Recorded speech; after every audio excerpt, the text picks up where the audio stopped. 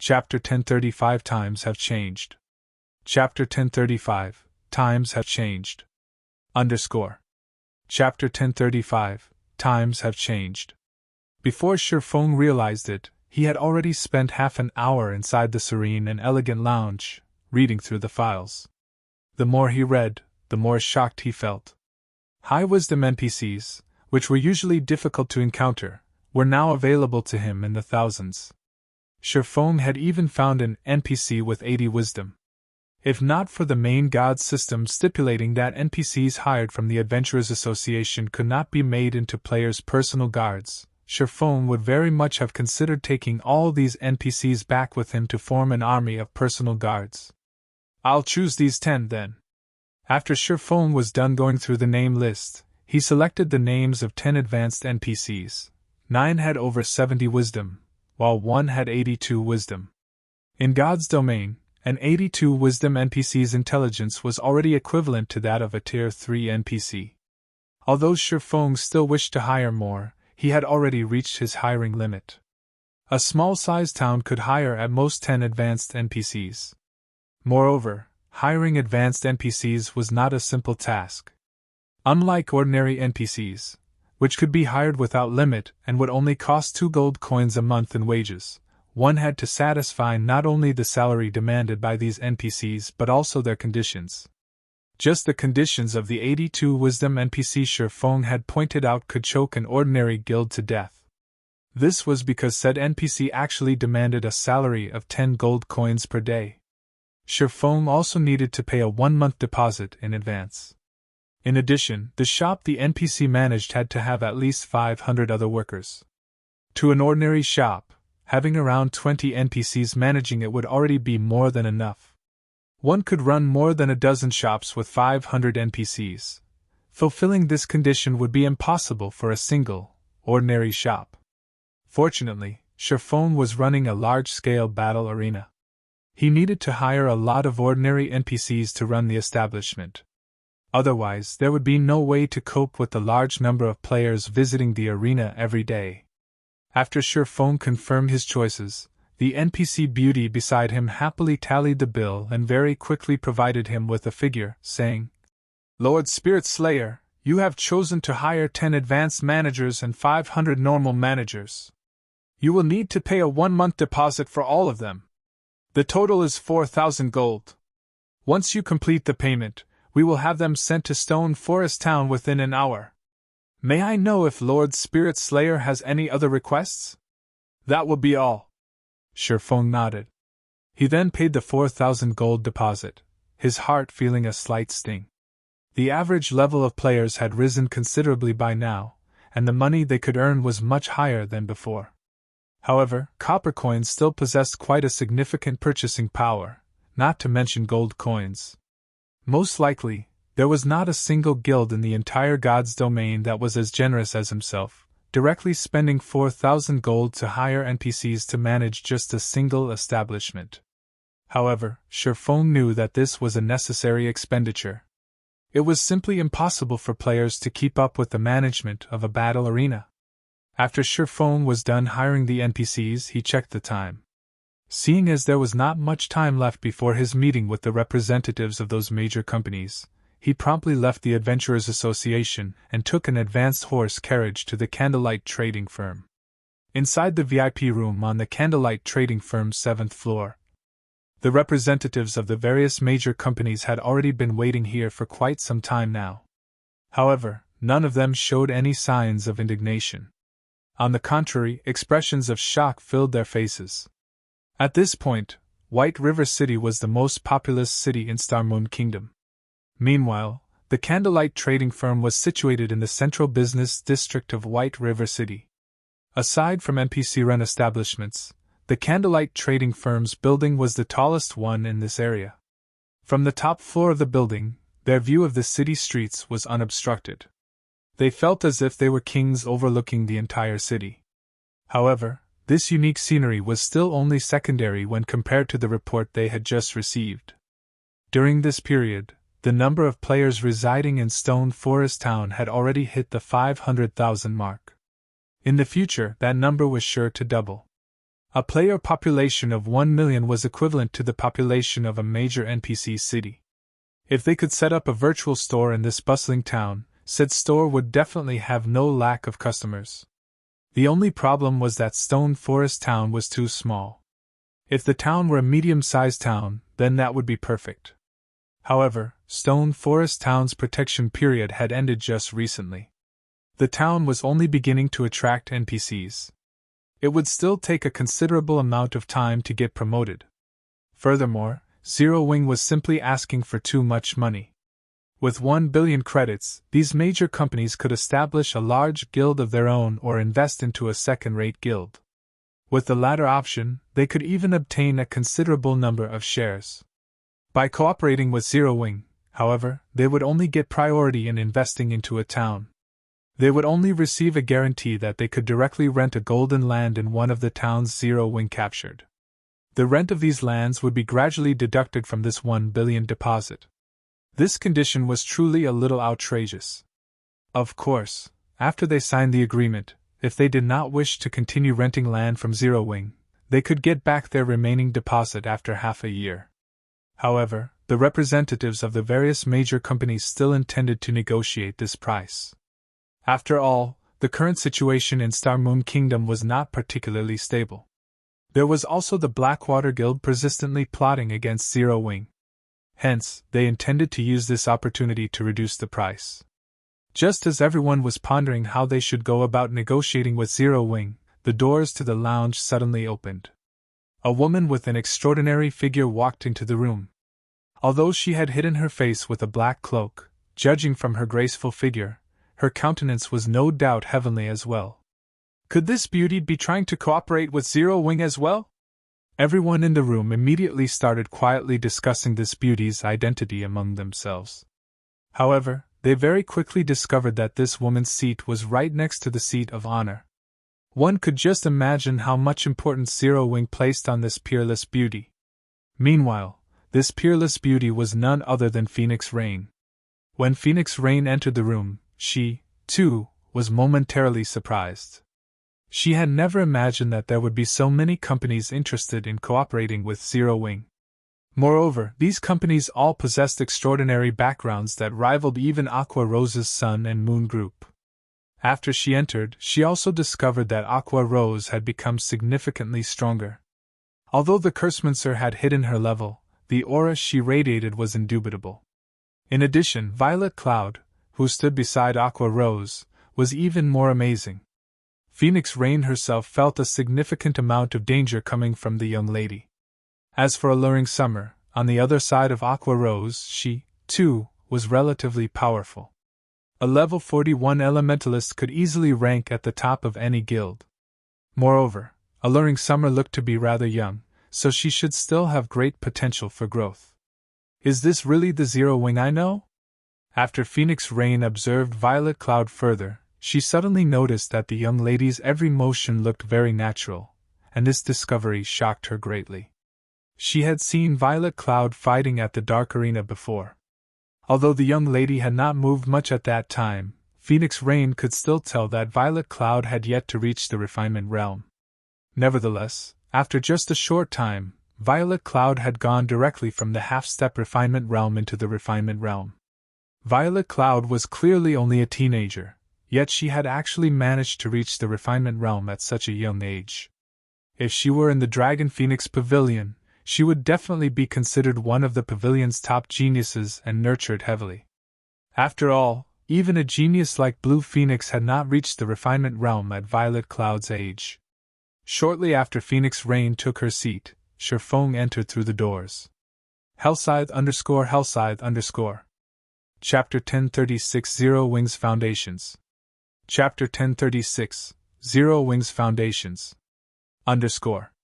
Chapter 1036 Zero Wings Foundations.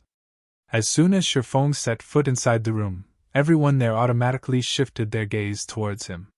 Currently, Sherfong had already disguised himself as Black Flame using the demon mask. At this moment, he was dressed in pitch-black armor and wore a black cloak. Two dazzling, blood-red swords hung from his waist, glowing a faint red. The aura his body radiated resembled that of an unsheathed sword, sharp and dangerous. The feeling he gave off was as if it wasn't a human walking into the room but a demon that had just escaped the abyss.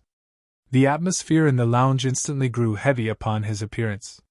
When Shifeng's gaze swept over the representatives of the various major companies, they instinctively lowered their heads, due to the mental oppression they felt, none of them daring to make eye contact. "He's Zero Wing's guild leader, Black Flame? Isn't he a little too strong?" Alluring Summer could not help but gasp upon seeing Shifeng. "He's practically a monster! Haven't I already told you this before? Our guild leader is very strong," Aqua Rose said somewhat pridefully. "As long as you develop yourself in Zero Wing, it is only a matter of time before you achieve that dream of yours." At this moment, Phoenix Rain's eyes had also widened in shock as she looked at Shifeng slowly walking over to her. Just how much has he improved again?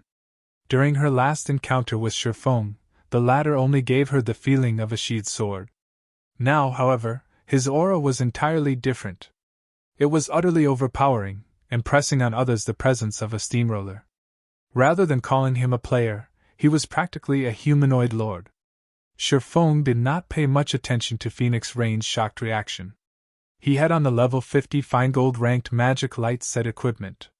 His basic attributes were far superior to those using level 40 or level 45 dark gold equipment. After all, level 50 equipment was meant for tier 2 players. Phoenix Rain was naturally no match for him in terms of attributes. Not to mention, he also wielded a fragmented legendary item and multiple epic weapons and equipment.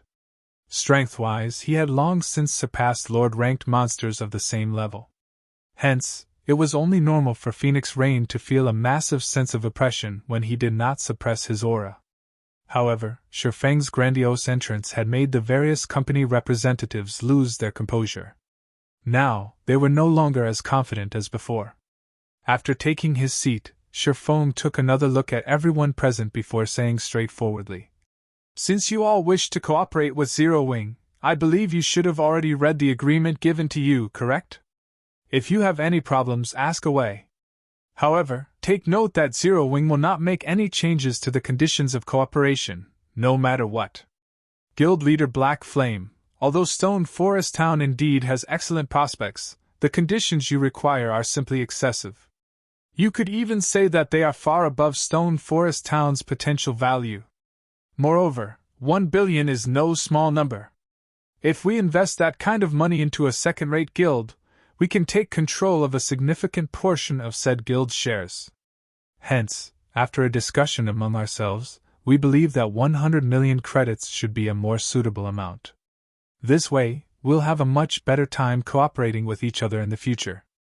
After all, the current Stone Forest Town is only that big. Its value is extremely limited. There won't be a single company that will agree to your price of 1 billion. We hope that guild leader Black Flame can reconsider this matter. Our companies are sincerely trying to cooperate with Zero Wing." The representatives of the 20 major companies all expressed their reluctance to pay such a high deposit. Moreover, they also firmly believed that no company would foolishly agree to this condition. However, in order to get a head start in occupying the virtual market, their companies were still willing to pay a certain price. It seems you all are operating under a misconception. Zero Wing's offer of a 1 billion deposit is only the threshold for cooperation. In addition, Zero Wing is providing only 10 slots. This doesn't mean that anyone with 1 billion credits will qualify for this offer. Shifeng then chuckled and added, "If you are dissatisfied with this offer, Zero Wing won't try to force you into accepting it." Before everyone could refute his words, Shifeng took out an old book from his bag and placed it on the table. Staring at the book on the table, everyone was greatly confused at Shifeng's intentions. They then clicked to check the book's information. Magic Tower Design. Could this be? Phoenix Rain immediately thought of the tower in Stone Forest Town upon seeing the name of this book. That's right. Just like you've surmised, the tower constructed in Stone Forest Town is indeed a magic tower. It is also the cause of Stone Forest Town's mana density increase. Shifeng explained, smiling. I believe you all should have already seen for yourselves the effects of the magic tower, correct? Now, do you still think this 1 billion threshold is a little too high? Immediately, everyone in the room fell silent, shock plastered over their faces as they looked at the magic tower design. A hint of fanaticism gleamed in their eyes. Everyone had attributed the change in Stone Forest Town to the newly constructed tower. Hence, the people from the various large guilds as well as those from companies and corporations had immediately launched investigations into the tower. They all sought to obtain a magic tower for themselves. Unfortunately, they could not find any information regarding the magic tower whatsoever. They only knew that Zero Wing had built the tower. There were also rumors floating about that the magic tower might be a one-time use quest reward. Hence, Zero Wing had chosen to set up the tower at Stone Forest Town, using the opportunity to raise the town's value. However, they never imagined that players could actually build this thing. If Zero Wing could truly build as many magic towers as it wished and only needed to pay the production costs, then the guild's potential was indeed immense. In the future, as long as the guild captured a town, it could directly construct a magic tower in it, and use the higher mana density in the town to attract large numbers of players. With this, Zero Wing would have another brand new Stone Forest Town. As for Stone Forest Town being too small, that would no longer pose a problem, either. At that time, even obtaining a significant portion of the virtual market share would not be a dream for their companies. No wonder he's so confident. At this moment, Phoenix Rain was eyeing the magic tower design enviously. At the same time, she also felt fortunate that she had made this trip here. With the magic tower, trying to gather players and earning money would both be extremely easy to accomplish. Standing beside Shifeng, Aqua Rose noticed the unflinching gazes of the various company representatives as well as their expressions, which stated that they would become Zero Wing's collaborator, no matter what. She merely let out a laugh. Although Shifeng had revealed the magic tower design, all everyone could see was the item's name. They could not open the book and view its actual contents. In the end, everyone had mistakenly believed that one could construct an unlimited number of magic towers with the design and did not know about the magic tower design's limitations. Of course, this could not be considered as Zero Wing being deceitful. This was simply a beautiful misunderstanding. Under the fanatic gazes of everyone, Shifeng stored the magic tower design. Smiling, he said, "You've seen the item for yourselves. As for the qualifications for cooperation, 1 billion is the minimum requirement. Or to put it more precisely, 1 billion will only get you a plot of golden land in a town. Also, Zero Wing doesn't necessarily need 10 collaborators. If none of you have any problems, let's start the auction for the first slot." Chapter 1037 Insane Woman. Chapter 1037 Insane Woman. Hellscythe_Vampire Cat. Chapter 1037 Insane Woman. Shifeng's words caused another commotion in the room. None of the representatives had expected him to have such intentions from the very beginning. This sudden announcement truly caught them by surprise. The various company representatives, who were originally sitting close together, immediately started eyeing the people next to them, a wary expression appearing on their faces. At the same time, they were also secretly contacting the directors of their companies, hoping to get a quick reply from them. Nobody present was a fool. They knew just how much was at stake here. Just the value of a single town with a magic tower could practically rival that of 8 player-owned towns. Moreover, capturing 8 towns was easier said than done. Even if one managed to seize so many towns, the investments needed to develop these towns were not something an ordinary large guild could support. Most likely, only entities like super guilds would be able to operate 8 towns simultaneously at this stage of the game. However, buying a plot of land in the towns owned by super guilds was nigh impossible for their companies. That was no longer a problem that could be solved with enough money. Super guilds operated differently from ordinary large guilds. They were playing virtual reality games with the intention of monopolizing a large share of the virtual industry, and were more than capable of doing so. Hence, why would they want to split their profits with someone else? On the other hand, Zero Wing only needed to capture 1 town to gain the economic benefits of 8 towns. If their companies could gain priority in investing in Zero Wing's towns, they might be able to establish themselves in God's domain's virtual industry. How could they possibly let this opportunity get away? Seeing Shifeng remaining silent for some time after his announcement, Aqua Rose could not help but ask softly, "Guild leader, are you still not going to start the auction?" "Wait a little. There's no need to rush this matter. We'll let them digest this information first. When the time comes, they'll compete with even greater ferocity," Shifeng replied, smiling as he looked at the company representatives busy contacting their superiors. Originally, this matter of cooperation had been relatively urgent. He had even made plans to risk exposing the city building order just to gather enough funds to purchase Ouroboros's training center. The existence of a training center was simply too important to a guild. This relevance was akin to that of the current dojos. The experts nurtured in dojos would go on to participate in all sorts of competitions. Training centers were similar in this respect, where the experts nurtured in training centers would go on to participate in all sorts of virtual competitions. The only difference was that virtual competitions possessed much greater influence and competitiveness. Moreover, if Shifeng had his own training center, he could do things much more conveniently. He would have less to worry about in other matters. Most importantly, he could recruit and nurture members en masse rather than in limited numbers. He could also attract many more people to Zero Wing. This was also one of the reasons why super guilds would never have a lack of recruits each year. After all, nobody would wish to spend their entire life fighting for a half-dead guild that did not even have a proper workplace in the real world. Due to this reason, second- and third-rate guilds would often be a flash in the pan in the virtual gaming world, while first-rate guilds and above remained as steady as a mountain in the industry. After Shifeng waited for a short while, the various company representatives finally completed their tasks. They then turned to look at Shifeng, their eyes filled with appreciation for his patience. "It seems you all have prepared yourselves already. Let's begin, then," Shifeng said after getting silent confirmation from everyone present. "The starting bid for the first cooperation spot is priced at 1 billion credits. Every increment must be no less than 10 million. 1 billion, 20 million. 1 billion, 30 million. 1 billion, 40 million.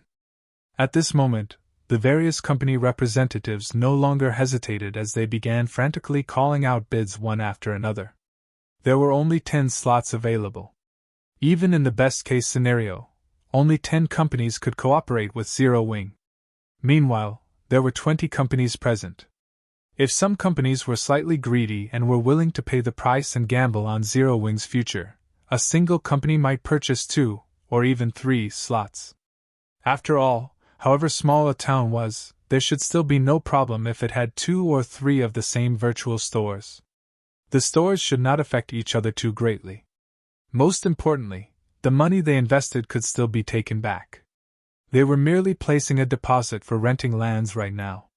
Moreover, judging by the popularity of God's domain, they could already tell what the future of the virtual industry would look like. Most likely it would be even more profitable than the real estate industry. Hence, the various companies intended to obtain as many cooperation slots as they could right now. Very quickly, the first cooperation slot's price had risen to 1,200 million. Moreover, the bidders still showed no signs of stopping. "Aqua, your guild leader is simply too good at doing business. He's practically robbing them at this point," Alluring Summer said, smacking her lips. This was not her first time seeing such large transactions taking place. After all, just the construction of a single 5-star hotel in the real world cost nearly 10 billion credits. It was even more expensive for 6- and 7-star hotels.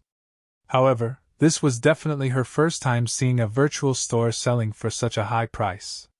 "This is nothing.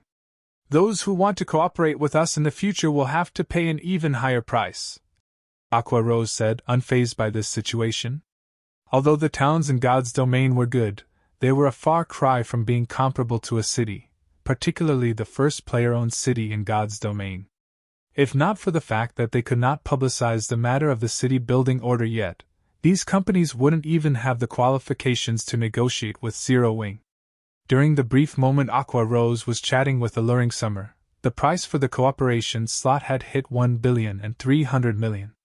However, as the bids continued increasing and were approaching 1,500,000,000, the number of people calling out offers started dwindling. At this moment, a clear voice resounded throughout the lounge. 2 billion! Everyone instantly turned to look at the bidder in shock. This person was none other than Phoenix Rain. This woman has lost her mind. She actually bid 2 billion. Who is she?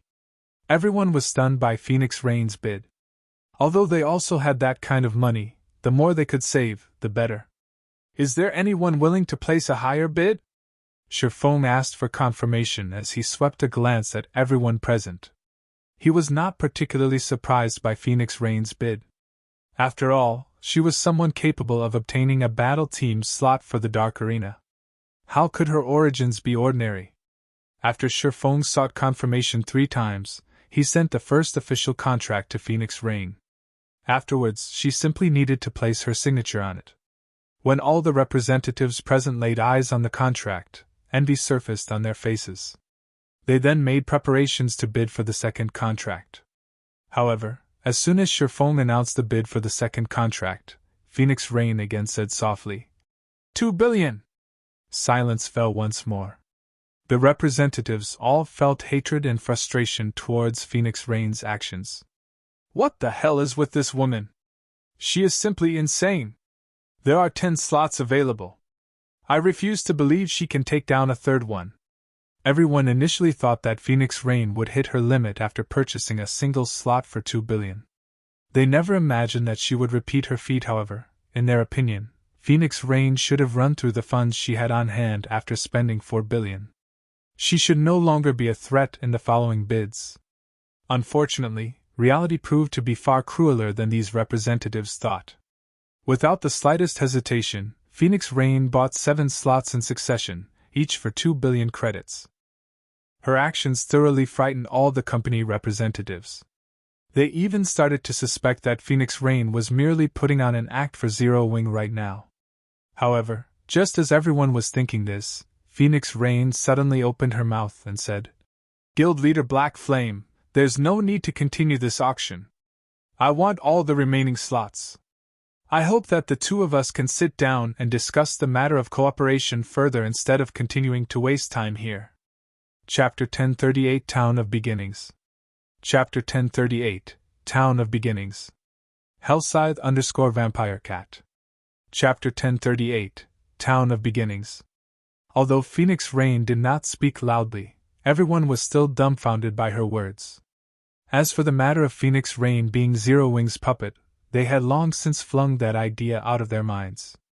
Is this the background of a super first-rate guild? Aqua Rose was greatly shocked as she looked at Phoenix Rain's calm and composed demeanor. Although she had known that a very wide gap separated first-rate guilds and super first-rate guilds in terms of overall strength, number of experts, and financial strength, she never imagined that the disparity was this massive. Phoenix Rain was actually capable of purchasing all 10 slots as if she was shopping for vegetables at the market. Just as the various company representatives were about to refute Phoenix Rain's words, Shifong got the jump on them, saying, "Since you are going to buy the remaining slots, we can naturally proceed with the discussions.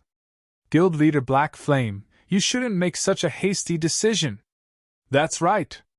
There are still 3 more slots left. How would you know if we can't outcompete this lady?" The other companies immediately grew anxious. Previously, they had intended to wait until Phoenix Rain had exhausted her funds in order to purchase a slot for themselves as cheaply as possible. They never expected something like this to happen halfway through the auction. "I can choose to give up if any of you can offer more than 4 billion for any of the 3 remaining slots," Phoenix Rain said. The entire venue fell silent once more. The various company representatives all gnashed their teeth in anger as they looked at Phoenix Rain. They could not help but admit that Phoenix Rain was simply too accurate in her calculations. Although the various companies present were willing to pay a huge price to cooperate with Zero Wing, a 4 billion deposit was beyond their budget. Moreover, nobody could tell what kind of future awaited Zero Wing. If things went sour, all that money would be frozen for half a year. It was too great a risk altogether. A lunatic! This woman really is a lunatic! If the Blackwater Guild topples Zero Wing, I'd like to see just how she salvages the situation. At this point, the only thing the various company representatives could do was stand up and leave in a huff. As for Shifong, he was inwardly ecstatic. He had never imagined that Phoenix Rain was actually this wealthy. With this, Ouroboros' training center was practically in the bag. He could even start the second phase of his plan, which was the construction in other cities of training centers that were open to the public, in the hopes of attracting players to go there and improve themselves. With this, he could earn money and recruit more newcomers with great potential into his guild. This was a business model that many major guilds adopted in the later stages of God's domain.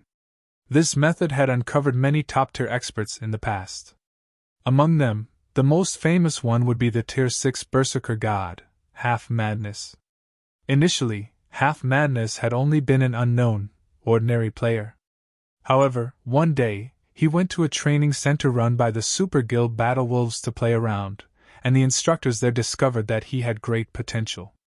In the end, Battle Wolves recruited him, and everything else was history.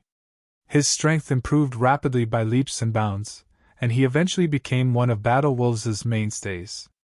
If Zero Wing could construct such God's domain training centers in various major cities in the real world early on, it could snatch some high-potential players for itself rather than let super guilds monopolize all the good stuff.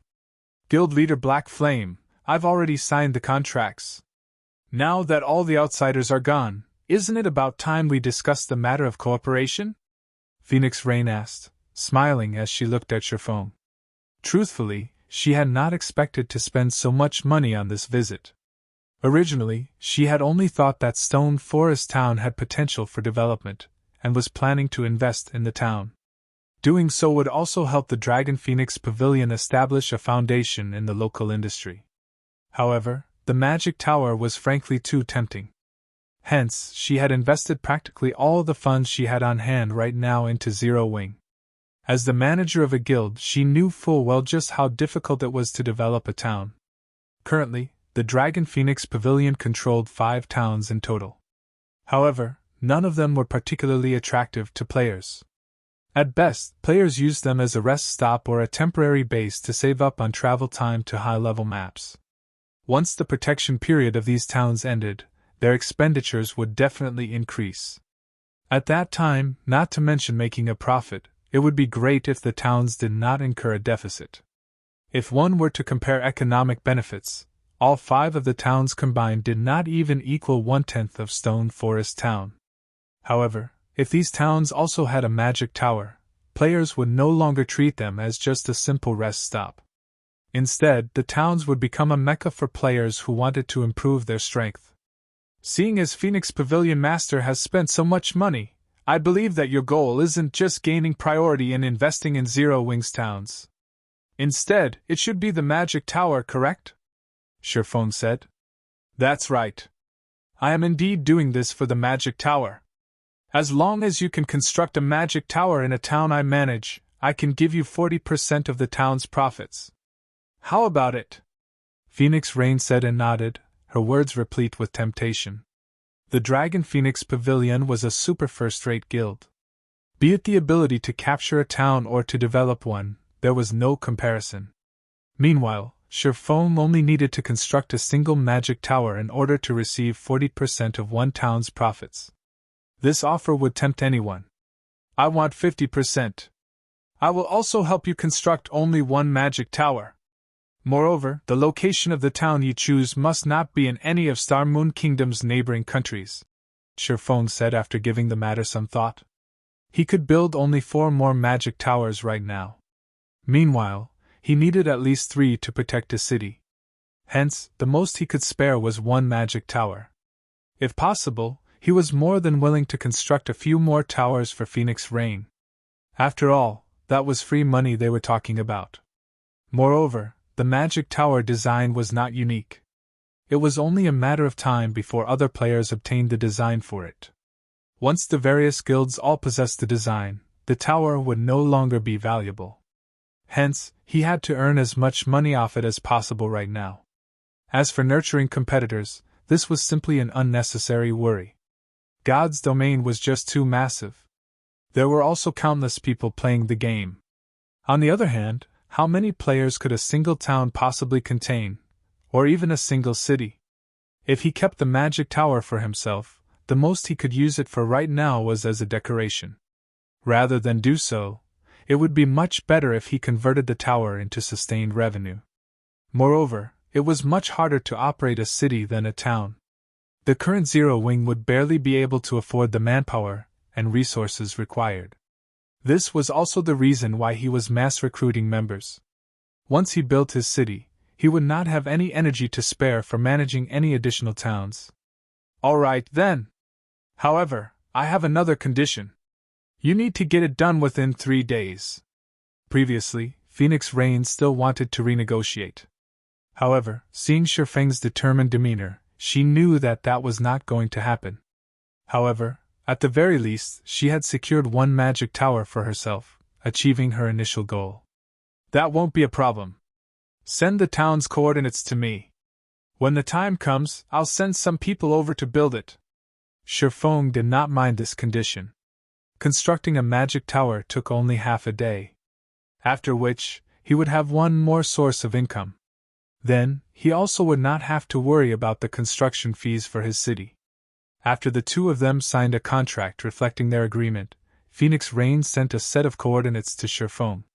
Savage Wildland, Town of Beginnings. What? You've actually discovered the Savage Wildland? Shifeng was momentarily surprised upon seeing the coordinates. Chapter 1039 Humanity's Origins. Chapter 1039 Humanity's Origins. Hellscythe_Fluffy Goblin. Chapter 1039 Humanity's Origins. Shifeng's reaction astonished Phoenix Rain. The Savage Wildland was a massive, mysterious island discovered by one of the Dragon Phoenix Pavilion's old monsters while he had been working on an epic quest. The pavilion had investigated the island in depth, and they only uncovered part of the island's secrets after much difficulty. She hadn't expected Shifeng to react as if he knew the Savage Wildland's secrets when she had sent him the location. Do you know about the Savage Wildland? Phoenix Rain asked curiously. Only after browsing the library in the Apocalypse Empire's imperial capital had the Dragon Phoenix Pavilion found some information about the Savage Wildland. However, the information was very vague. The only thing it mentioned was that the Savage Wildland was the birthplace of humans, which is why the town on that massive island had been named the Town of Beginnings. Even the weakest monsters on the island were level 40. Moreover, the monsters exhibited considerably high combat standards. Even Guild Elite players could not solo the area's elite monsters of the same level. They needed to form groups of 3 to take one down. Furthermore, it was very easy to come across special elite and chieftain ranked monsters. These monsters mostly moved in groups, making it considerably difficult to level up. This also made it difficult to attract players to the Town of Beginnings. Yet, the Town of Beginnings was too important to her. To utilize the town's true function, it needed to be promoted to a medium-sized town. She had been incredibly worried about this. Now that she had the magic tower, though, attracting players would be much easier. Yes, I've read about it in a book. I have heard it's humanity's birthplace. Shifeng nodded, though he did not reveal the frightening secret the Savage Wildland hid. In the past, when the Savage Wildland had first appeared, it had not attracted any attention whatsoever. First, it was simply too difficult to level up there. Rather than relying on the monsters, one would be better off grinding the useless monsters in low-resource areas. Moreover, the Savage Wildland's monsters were quite stingy. How stingy? Even after killing over 100 monsters, they wouldn't drop garbage or a single material item. One could only obtain a handful of copper coins or cheap materials by killing chieftain-ranked monsters or above. As for obtaining weapons and equipment, that was a pipe dream. Yet, nobody had imagined that this stingy island was actually a transit point connecting to other worlds. In the island's deeper regions, one sometimes came across spatial cracks that allowed players to explore other worlds. These spatial cracks were like random dungeons. However, one had to be lucky to find one. Meanwhile, these spatial cracks were only one of the Savage Wildland's benefits. The true value of the Savage Wildland was the Otherworld Transfer Gate in the heart of the island. Players were only required to pay some magic crystals to utilize this gate. Unfortunately, players could only use the gate once per week. Due to this, a large number of players had swarmed the Savage Wildland in the past. However, back then, the Savage Wildland had already fallen under the Super Guild Pantheon's control. Anyone who wished to utilize the transfer gate had been required to pay an exorbitant fee. Despite the many other Super Guilds' complaints, none of them had been able to do anything about it as the Pantheon ruled over the Town of Beginnings. The other Super Guilds could only watch as Pantheon regulated the area and collected massive amounts of money. Hence, the fact that the Dragon Phoenix Pavilion had taken the Town of Beginnings had truly surprised Shirfone. Initially, Shirfone had thought of searching for the Savage Wildland in this life. However, activating the island had many conditions. He also did not know which conditions he would need to trigger. Hence, he had no choice but to leave the island alone for now. He had never expected this opportunity to present itself. An Otherworld could effectively train players and help them improve their techniques. Clearing an Otherworld also granted bountiful rewards. This was the reason why transfer tools to Otherworlds were so precious and expensive. If he could take control of the transfer gate to an Otherworld, it would undoubtedly provide a special training location for Zero Wings members. Guild leader Black Flame is quite knowledgeable. The pavilion has searched high and low for this information. If I had known earlier, I could have just asked you. Phoenix Rain could not help but sigh. She had mobilized all of the guild's power to learn about the Savage Wildland. Only after a 2-day search had they found anything. Phoenix Pavilion Master, you think too highly of me. I just like to read books about God's domain's history in my free time, Shirfone said, laughing. It seems I'll have to read about God's domain's history more often then, Phoenix Rain replied, smiling. She felt that Shirfeng's habit of reading books was a wise one, particularly books related to God's domain's history. If she did so as well, she might learn something that could come in handy in the future. Following which, Phoenix Rain said her goodbyes and returned to gather the funds she owed. As for Shirfone, he immediately notified Gentle Snow about purchasing Ouroboros's training center, having her make the necessary arrangements. After Shirfone finished assigning the necessary tasks, he secretly traveled to the teleportation hall, intending to make a trip to the Savage Wildland. The Savage Wildland wasn't currently valuable because the Town of Beginnings wasn't yet a medium-sized town. It couldn't yet activate its repellent magic array. The Savage Wildland's monsters were extremely concentrated. It was very difficult to reach the heart of the island. However, once the repellent magic array was active, the area's monsters would spread out. Generally, monsters in the Wildland's outer region ranged between level 40 and level 70, while the inner region had monsters ranging between level 70 and level 100. As for the island's core, monsters around level 100 to level 120 called it home. Moreover, due to the high concentration of monsters, players could only reach the island's heart after clearing the monsters in their way. However, once the repellent magic array activated, as long as players were careful, they could enter the island's inner region without trouble. There, players could randomly encounter spatial cracks that allowed them to enter other worlds to build their strength. Hence, once the Town of Beginnings became a medium-sized town, the town's popularity would experience a qualitative change. Despite the closest NPC town in the Apocalypse Empire being nearly 20 hours away from the Town of Beginnings, countless players still made the journey. Stone Forest Town was nothing in comparison. Now that Shirfone knew that the Savage Wildland was active, he couldn't let this opportunity get away. Others might not be able to reach the Savage Wildland's core, but he could. He had the 7 Luminaries ring. He could use space movement to travel directly there. Only, if he accidentally came across monsters over level 100 in the core region, it was highly likely that he would die. However, Shirfone was willing to take the risk.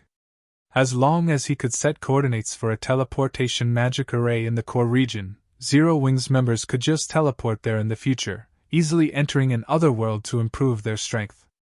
with one otherworld transfer gate serving as Zero Wing's training grounds. In addition to the special training in the training center, what guild could possibly compete with Zero Wing's development speed? Chapter 1040 Maritime Business. Chapter 1040 Maritime Business. Hellscythe _ Fluffy Goblin. Chapter 1040 Maritime Business. Starmoon City, Blackwater's Guild residence. Currently, 3 people, 2 men, 1 woman, sat inside the guild leader's luxurious office. Among them, 1 man was Blackwater's guild leader, Abandoned Wave, while the woman was Jin Muyun, who had been tasked with managing Blackwater's affairs in the Black Dragon Empire. However, these 2 VIPs of the Blackwater Guild had their eyes locked on the man before them. The man wore a black cloak and had tightly wrapped bandages around most of his face, preventing others from seeing his appearance or level. Moreover, he felt as if he were an illusion, as if the man would vanish if one did not pay him careful attention. "You're saying that Zero Wing can construct as many of those magic towers as they want?" Abandoned Wave asked, his brows raised in suspicion. He found this information somewhat hard to believe. Everyone throughout Star Moon Kingdom had likely discovered how powerful the magic tower's effects were in Stone Forest Town. The magic tower was precisely the reason that players had overcrowded the town. When Abandoned Wave saw the number of players traveling to and from Stone Forest Town, he could not help his jealousy. After all these players were walking sacks of coins. Although the Blackwater Corporation was wealthy, its coin income was very limited. With just the income of Stone Forest Town, it was impossible for Blackwater to wear down Zero Wing. If what the bandaged man had said was indeed true, once Zero Wing captured another 1 or 2 towns, Blackwater would not be able to compete with the guild's financial strength. "I can assure you that this news is true. Moreover, Zero Wing has found a powerful financial backer. I'm afraid that within this short period, Zero Wing's strength will rise explosively once more," the bandaged man declared confidently. "If we don't get rid of Zero Wing soon, we will have endless trouble in the future." "I understand. I'll send some men to help Heaven's Burial with the sealing magic array's construction immediately. But how are preparations coming along?" Abandoned Wave understood that this matter could no longer be delayed. If they did not remove Zero Wing soon, it would become increasingly harder to defeat the guild in the future. Moreover, young Master Jing had grown somewhat impatient and instructed him to conclude the matter swiftly. Otherwise, Blackwater would soon have another guild leader. "It won't take too long. A day at most. Even if the guild dispatches every player it has, nothing will save Zero Wing when the time comes." The bandaged man laughed coldly. "However, once this matter has been resolved, don't forget about our agreement.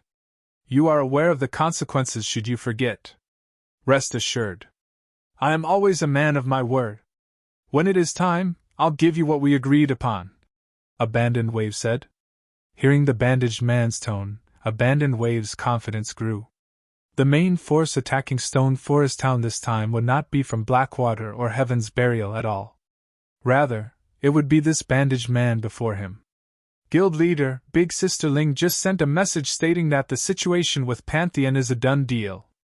Now, we only need to decide a date for the operation," Qin Miyun suddenly reported. Abandoned Wave grew ecstatic upon hearing this.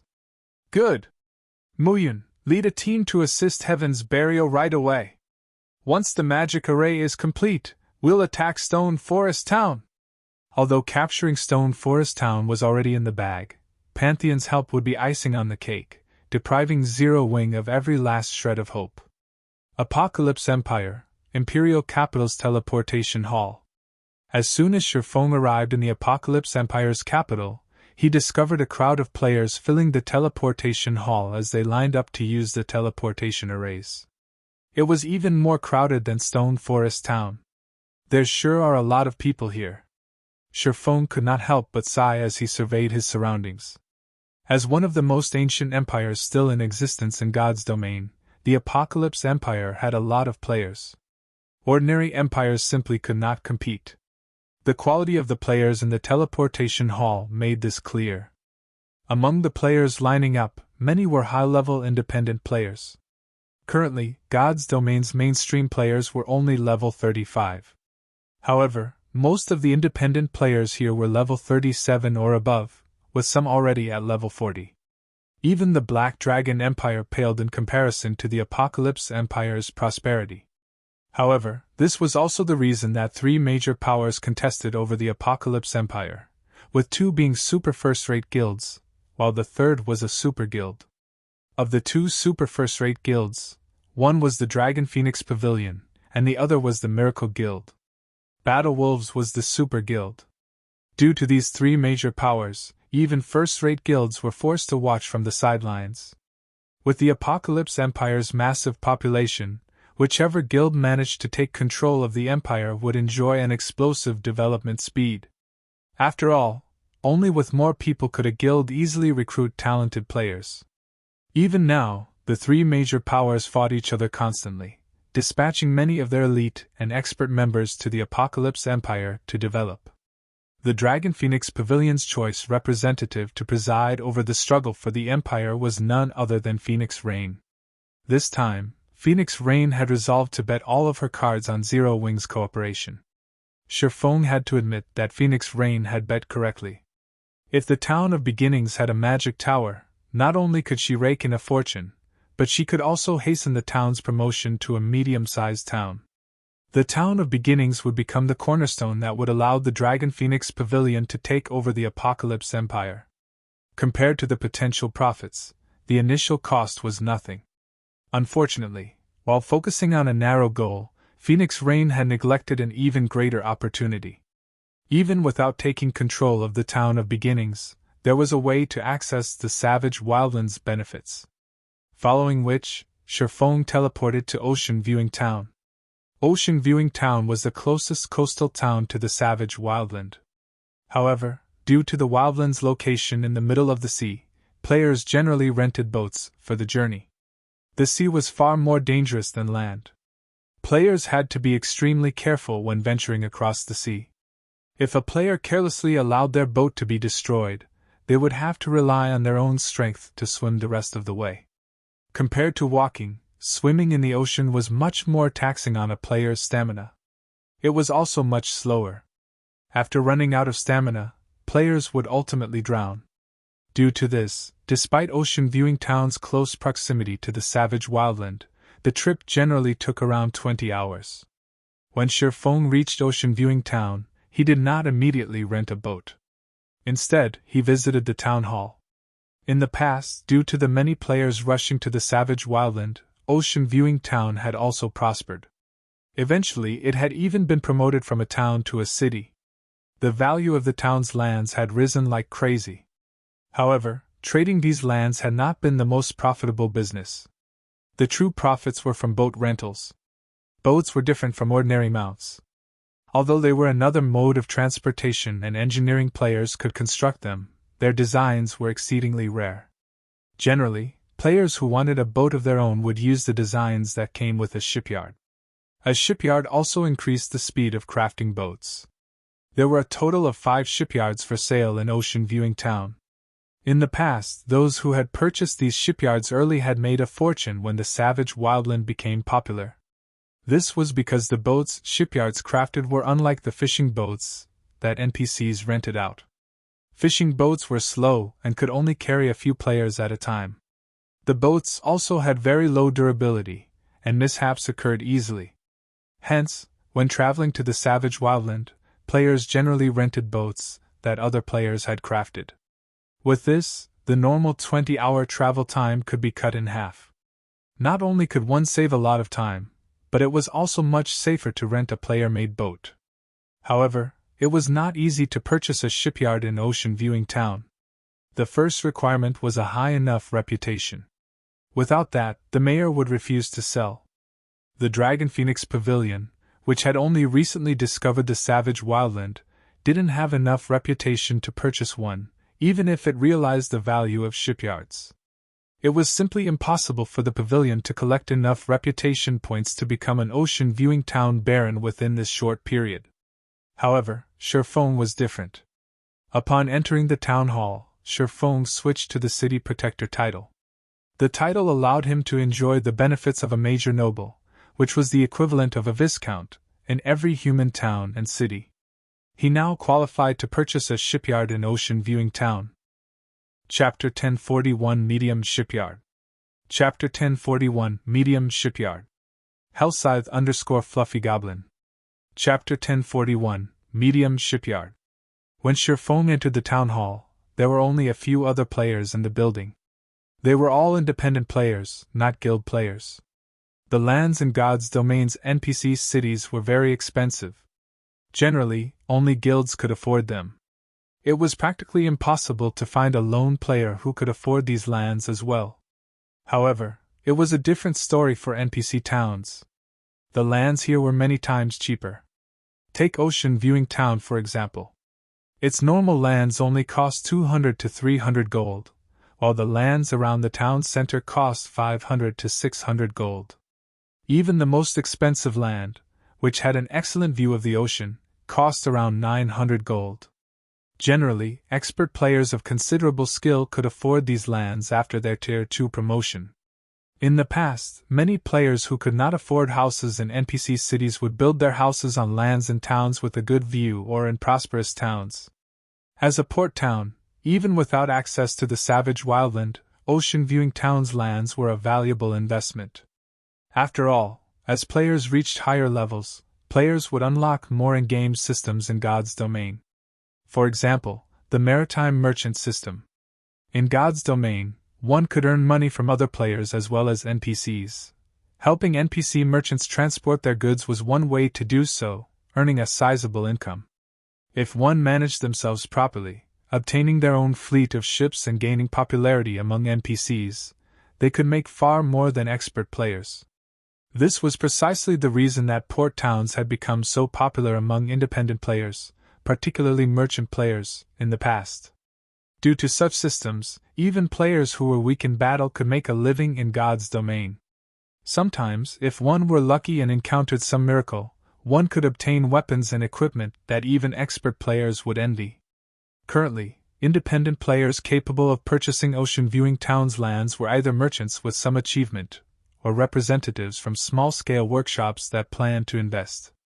When the several cloaked players, who were choosing lands, noticed Shifeng enter the building, they all turned with cautious expressions. They looked at Shifeng as if he had come to steal their prey.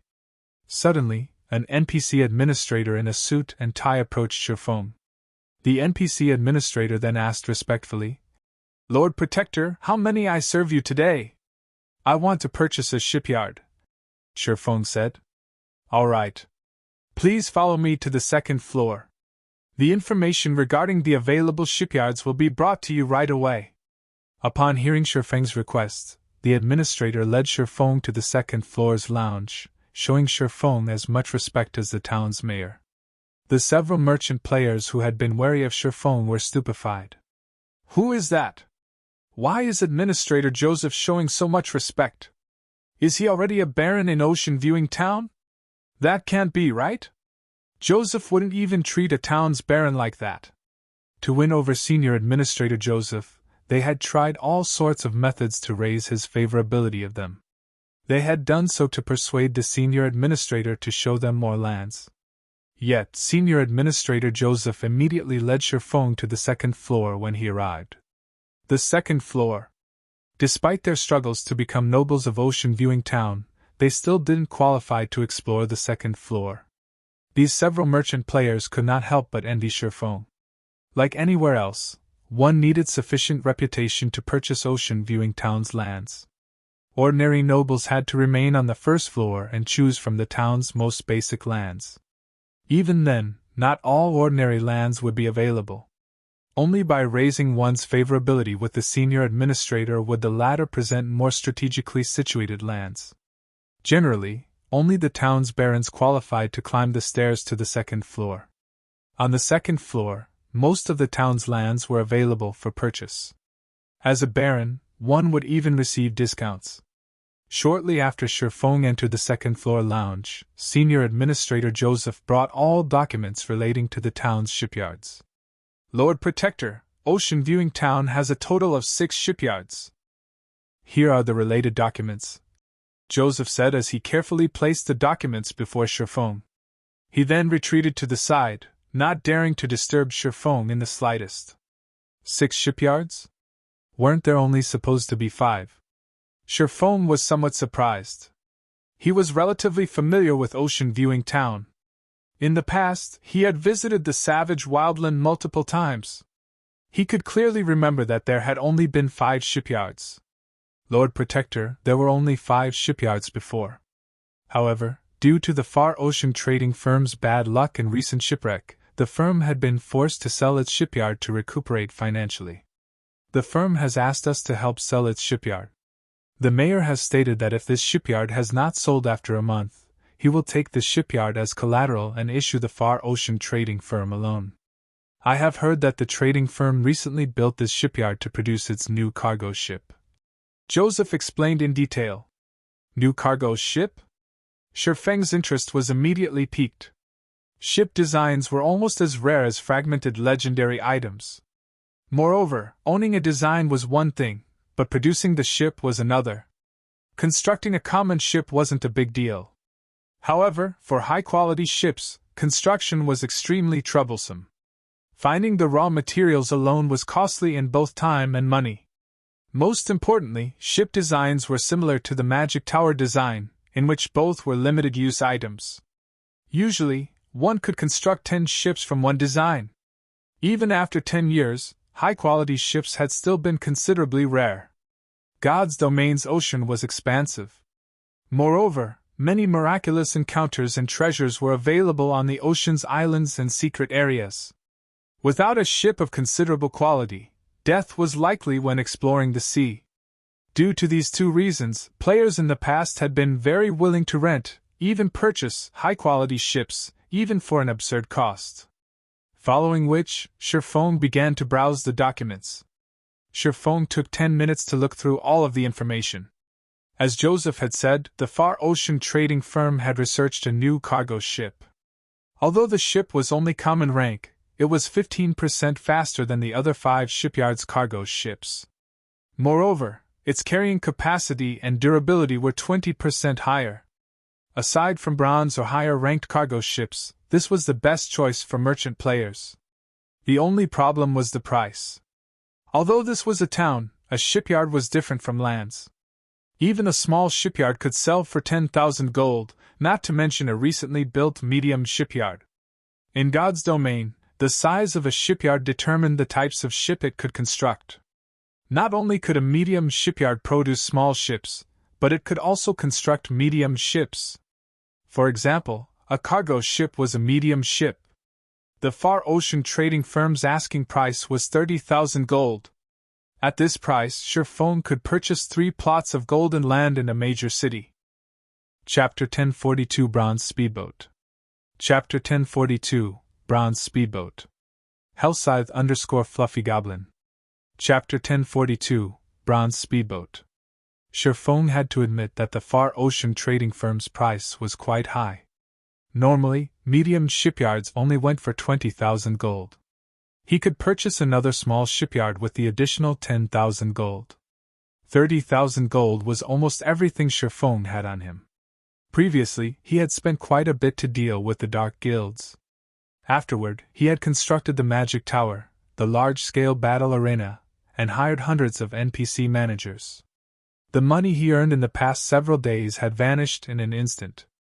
Shifeng had only planned to spend 20,000 gold to buy a medium shipyard while leaving the remaining 10,000 gold to start the Magic Tower's construction in the Town of Beginnings. Now, his plans had been disrupted. However, even if the price were high, Shifeng steeled himself to make the purchase. He had encountered a golden opportunity this time. Shifeng could clearly remember that in the past, Ocean Viewing Town only had 5 shipyards. A 6th hadn't existed. Moreover, based on Joseph's explanation, this shipyard would be available for 1 month.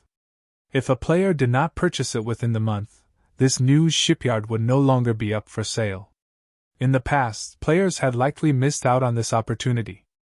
As for the Far Ocean trading firm's recent shipwreck, in Shifeng's opinion, it was very likely due to the activation of the Savage Wildland. After the Savage Wildland activated, the nearby water became far more dangerous. If Shifeng missed this opportunity, he would not have the chance to buy it again. In the past, among the 5 shipyards available, one had been a medium shipyard, while the other 4 had been small shipyards. A smart guild would purchase the medium shipyard as soon as possible. This way, not only could it be used to craft small boats, which were a general means of transportation for players, but it could also craft cargo ships to do merchant work. Medium shipyards had far better facilities than their smaller brethren. The production speed medium shipyards was also 30% faster than small shipyards. Moreover, medium shipyards had a higher success rate when manufacturing small ships. With control of ocean-viewing town's medium shipyard, one would have control of nearly half of the town's maritime income, much less the far ocean trading firm's shipyard, which could produce a new kind of cargo ship. With that shipyard, Shifeng might be able to snag a share of the nearby town's market in addition to ocean-viewing towns. "I'll buy the new shipyard then," Shifeng said softly after suppressing the excitement in his heart. Hearing this, Joseph quickly and carefully responded, "Lord Protector, as we do not own this shipyard and it has only been consigned to us, the most we can offer is a 5% discount. You will have to pay a total of 28,500 gold. A city protector's status was the equivalent of a major noble's. Even ocean-viewing town's mayor had to address Shifeng carefully. Shifeng was not someone a town administrator could afford to provoke. "All right, here's the money."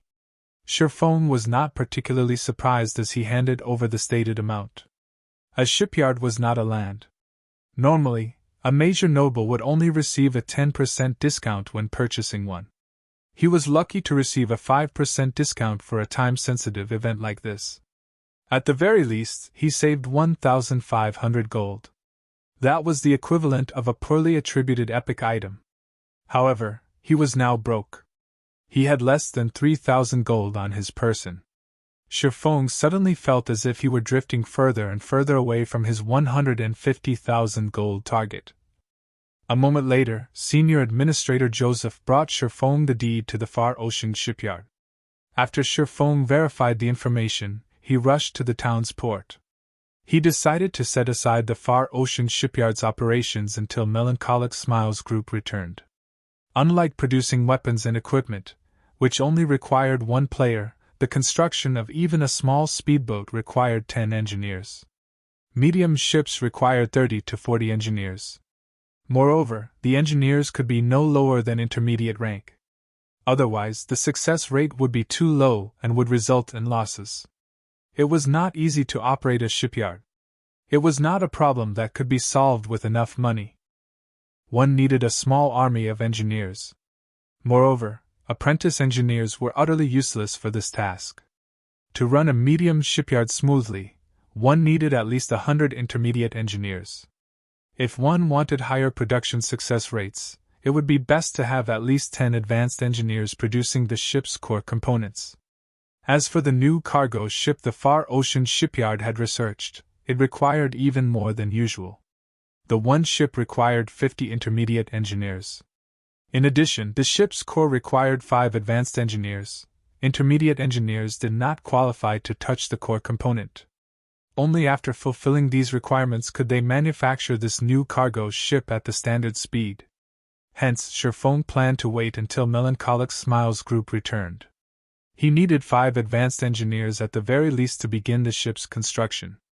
Otherwise, he would have to rely on small speedboats to earn money, wasting away the advantage of the new cargo ship. When he reached Ocean-Viewing Town's port, Shifeng discovered many small fishing boats tied to the docks. Players could rent or purchase these boats. Only, they were somewhat expensive to purchase outright. Ordinary players couldn't afford them. Even the crappiest fishing boat, which could only accommodate a maximum of 4 people at a time, sold for 3 gold. A fishing boat that could hold up to 6 players cost 5 gold. As for fishing boats with a small sail, their prices were even more absurd, with the most common selling for 10 gold. However, one had to admit that it was worth every coin. Fishing boats with sails were 10% faster than those without. Moreover, they possessed the passive skill, sail along the wind. Players could increase their speed by another 20% with the wind in their sails. This way, players could escape sea monsters easily, avoiding the risk of losing both their lives and their ship. Renting a boat was far cheaper than purchasing one. One was only required to pay a deposit of half the value of the boat's selling price and a 5% rental fee of once every 3 days. If the boat were damaged, players were only required to cover the repair fees. In the event that the boat was destroyed completely, however, one was required to compensate the owner in full within a fixed time.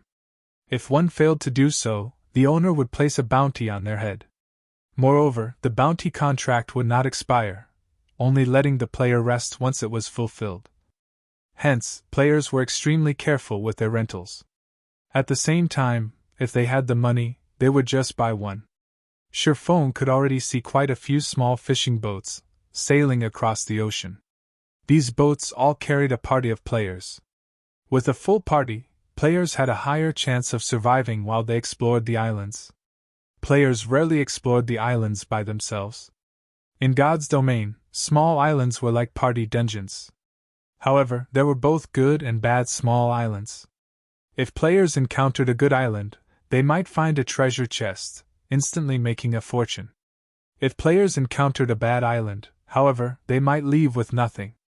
Generally, the treasure chests on a small island could range from common to dark gold rank. Though, the higher rank treasure chests had lower probabilities of appearing. Generally, players only found common and bronze treasure chests on small islands. Even so, players could still profit off of them. They were even more profitable than raiding party dungeons or questing. That was why so many independent players were willing to brave the sea.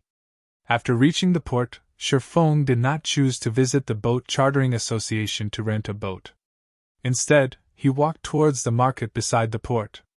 The market offered many items. NPC merchants from many countries had gathered here, offering more than those in typical NPC towns. After multiple twists and turns through the market, Shipyard finally stood before a 2-story building called Doll's Workshop. Hopefully, nobody has triggered the hidden quest yet. Shipyard inwardly prayed as he stepped into Doll's Workshop. In the past, the most famous quest in Ocean Viewing Town had been the chain quest that awarded a bronze speedboat. Back then, when the player had completed that quest series and received the reward, he had instantly become a target of envy. After all, most players at that time had still been renting fishing boats from NPCs. Even after guilds had purchased a small shipyard, the small ships they produced were only common rank. They could not produce bronze speedboats. After that player obtained the bronze speedboat, he had generously announced the method of triggering and completing said quest on the forums. Unfortunately, that quest was unique. After its completion, no other player could trigger the quest, much less obtain that particular reward. This quest could be triggered in Doll's Workshop. Chapter 1043 Godly Player. Chapter 1043 Godly Player. Among the many workshops in the port market, Doll's Workshop was not particularly eye-catching. However, it was the oldest workshop in Ocean Viewing Town and had been created by a Grandmaster engineer. The workshop had existed for over 300 years. Logically, even if it were not famous throughout the Apocalypse Empire, a Grandmaster engineer's workshop should be the most famous in the Ocean Viewing Town. Unfortunately, its decline due to the workshop's inheritors, worse with each generation, letting the workshop to fall into its current state. At this point, almost nobody remembered Doll's Workshop's past glory. However, the workshop's current owner was quite talented. After inheriting the engineering notes from his predecessors, he had been obsessed with researching the notes to become a master engineer. Meanwhile, the hidden quest was helping the current inheritor of Doll's Workshop, Rodney, become a master engineer. If the player succeeded, they would earn a bronze speedboat. In God's domain, the value of a bronze speedboat could rival that of an epic item. A common speedboat could carry up to 2 parties of 6, and it was 20% faster than fishing boats. Moreover, it came with the accelerate skill and braving the winds and waves passive skill. Both were necessary for adventuring on the open ocean. A bronze speedboat could hold a team of 20, and its speed and durability were 15% higher than a common speedboat. A bronze speedboat also possessed offensive capabilities. In terms of life-saving capabilities, the bronze speedboat was multiple times stronger than the common speedboat. The player that had obtained the bronze speedboat had formed a relatively good maritime adventurer group and had ventured into dangerous waters that other players had not dared to explore, becoming quite famous in the Apocalypse Empire. Upon entering Dahl's workshop, Sherfong discovered several other players waiting in the basketball court-sized workshop as well. When Sherfong entered the building, these players turned to him with hostile glares. Sure enough, others have discovered it. Sherfong could not help but sigh. However, after giving it some thought, he found this outcome to be reasonable.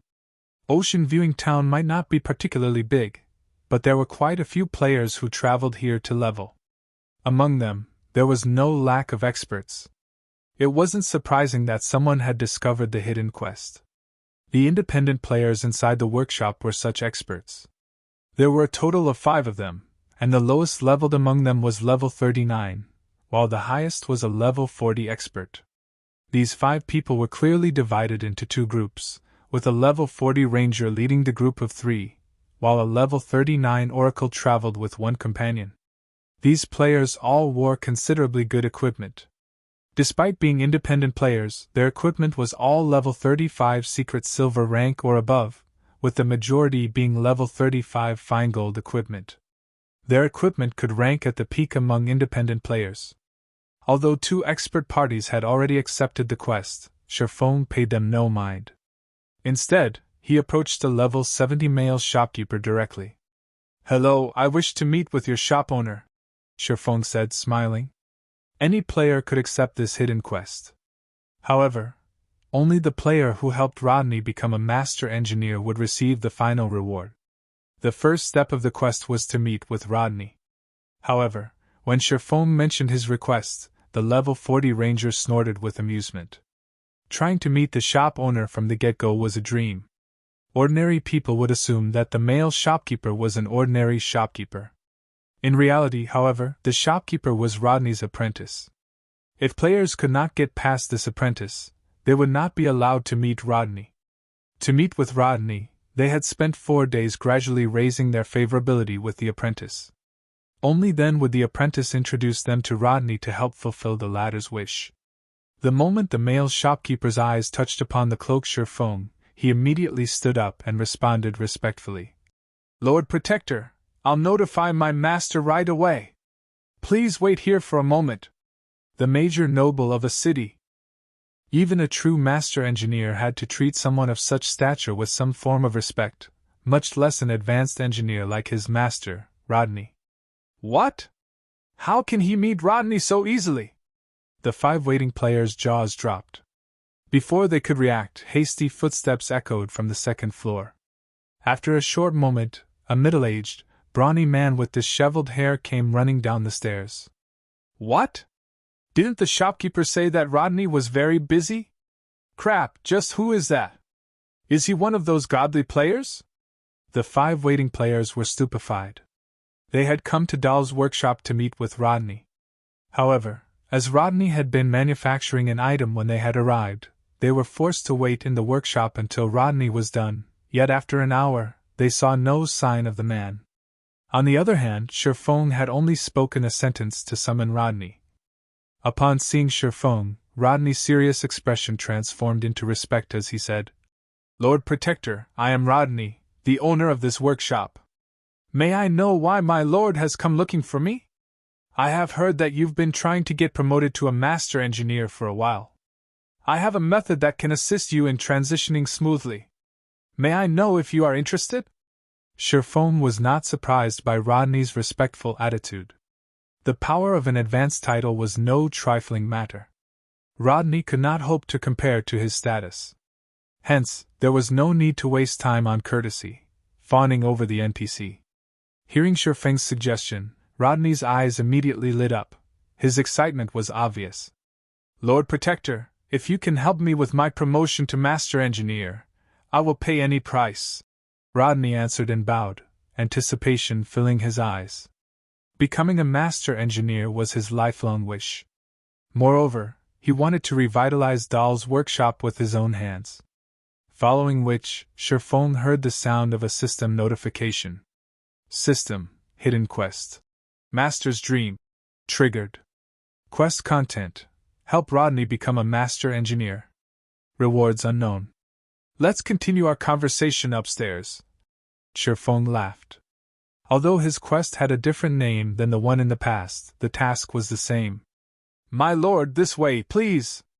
As soon as Rodney heard this, he led the way. That? Lord Rodney. What about us? The 5 independent players could no longer sit by. Wait there for a while. I have matters to discuss with my lord. Rodney dismissed them, annoyed.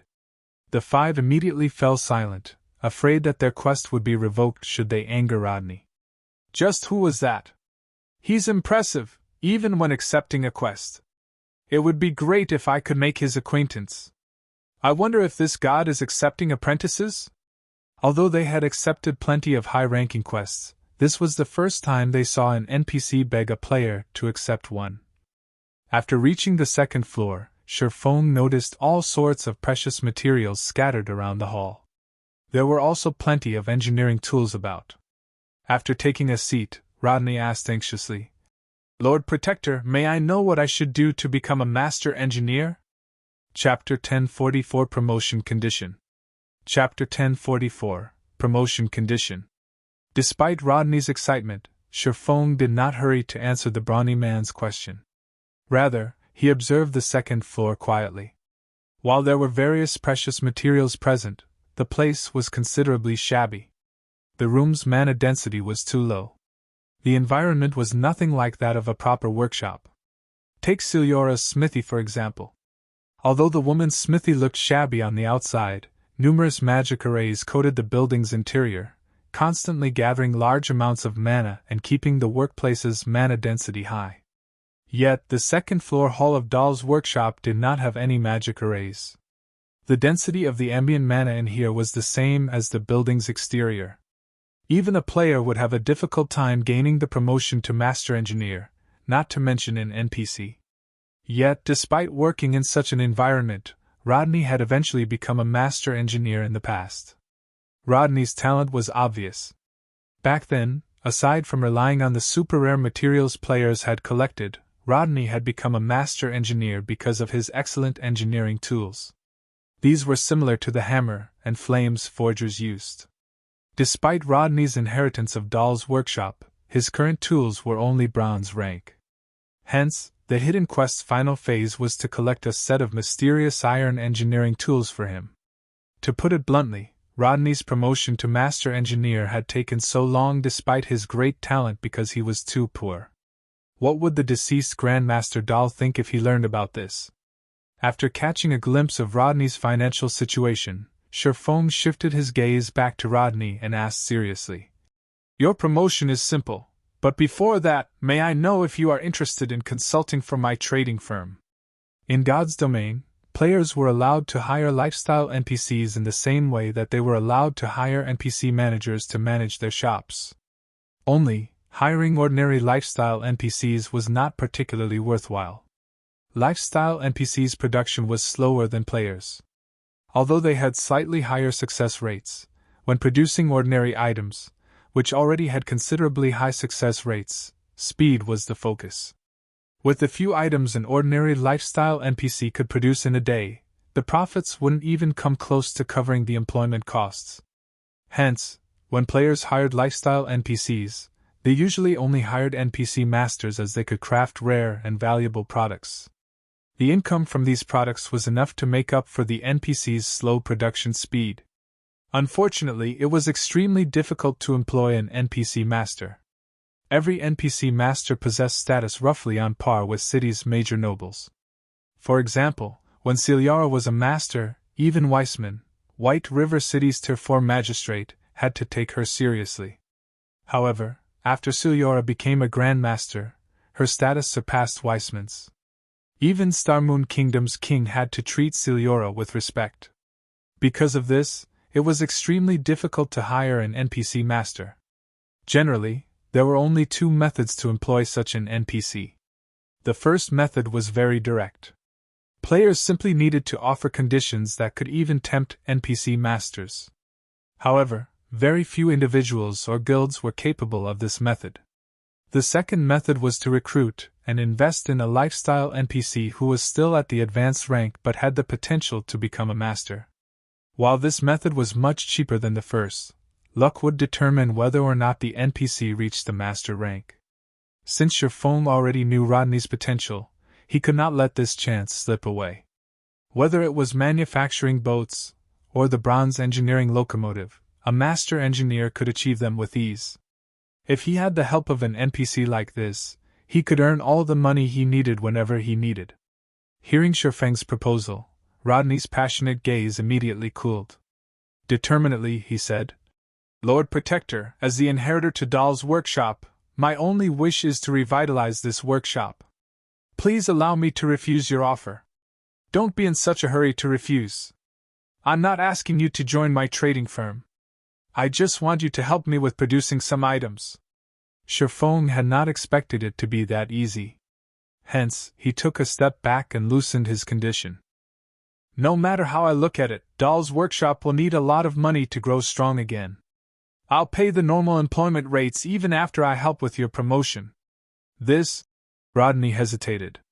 After pondering for some time, he said, "If my lord helps me become a master, I will promise to work for my lord for 3 months. How about it?"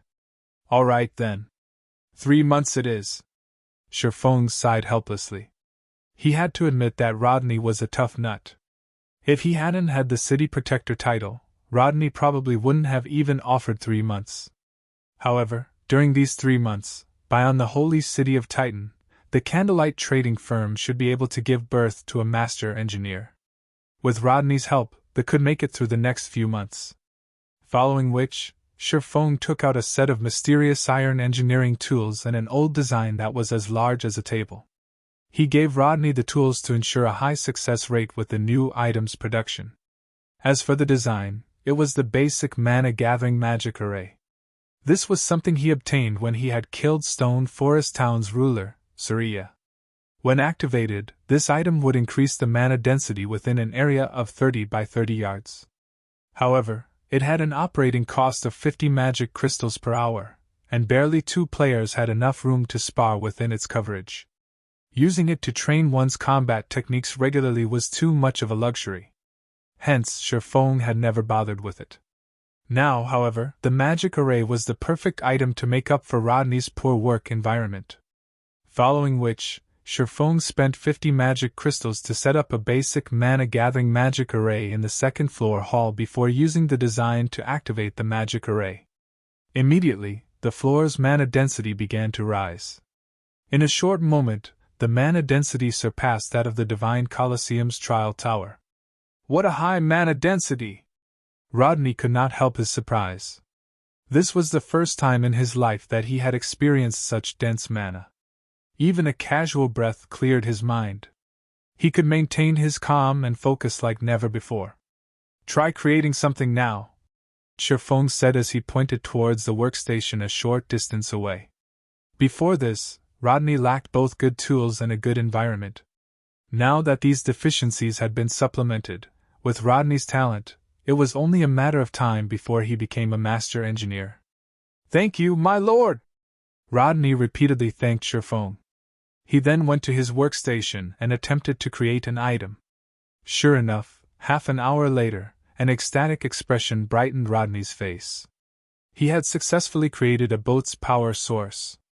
When Shifeng looked at Rodney's details again, the latter's introduction text had changed from being an advanced engineer to a master engineer.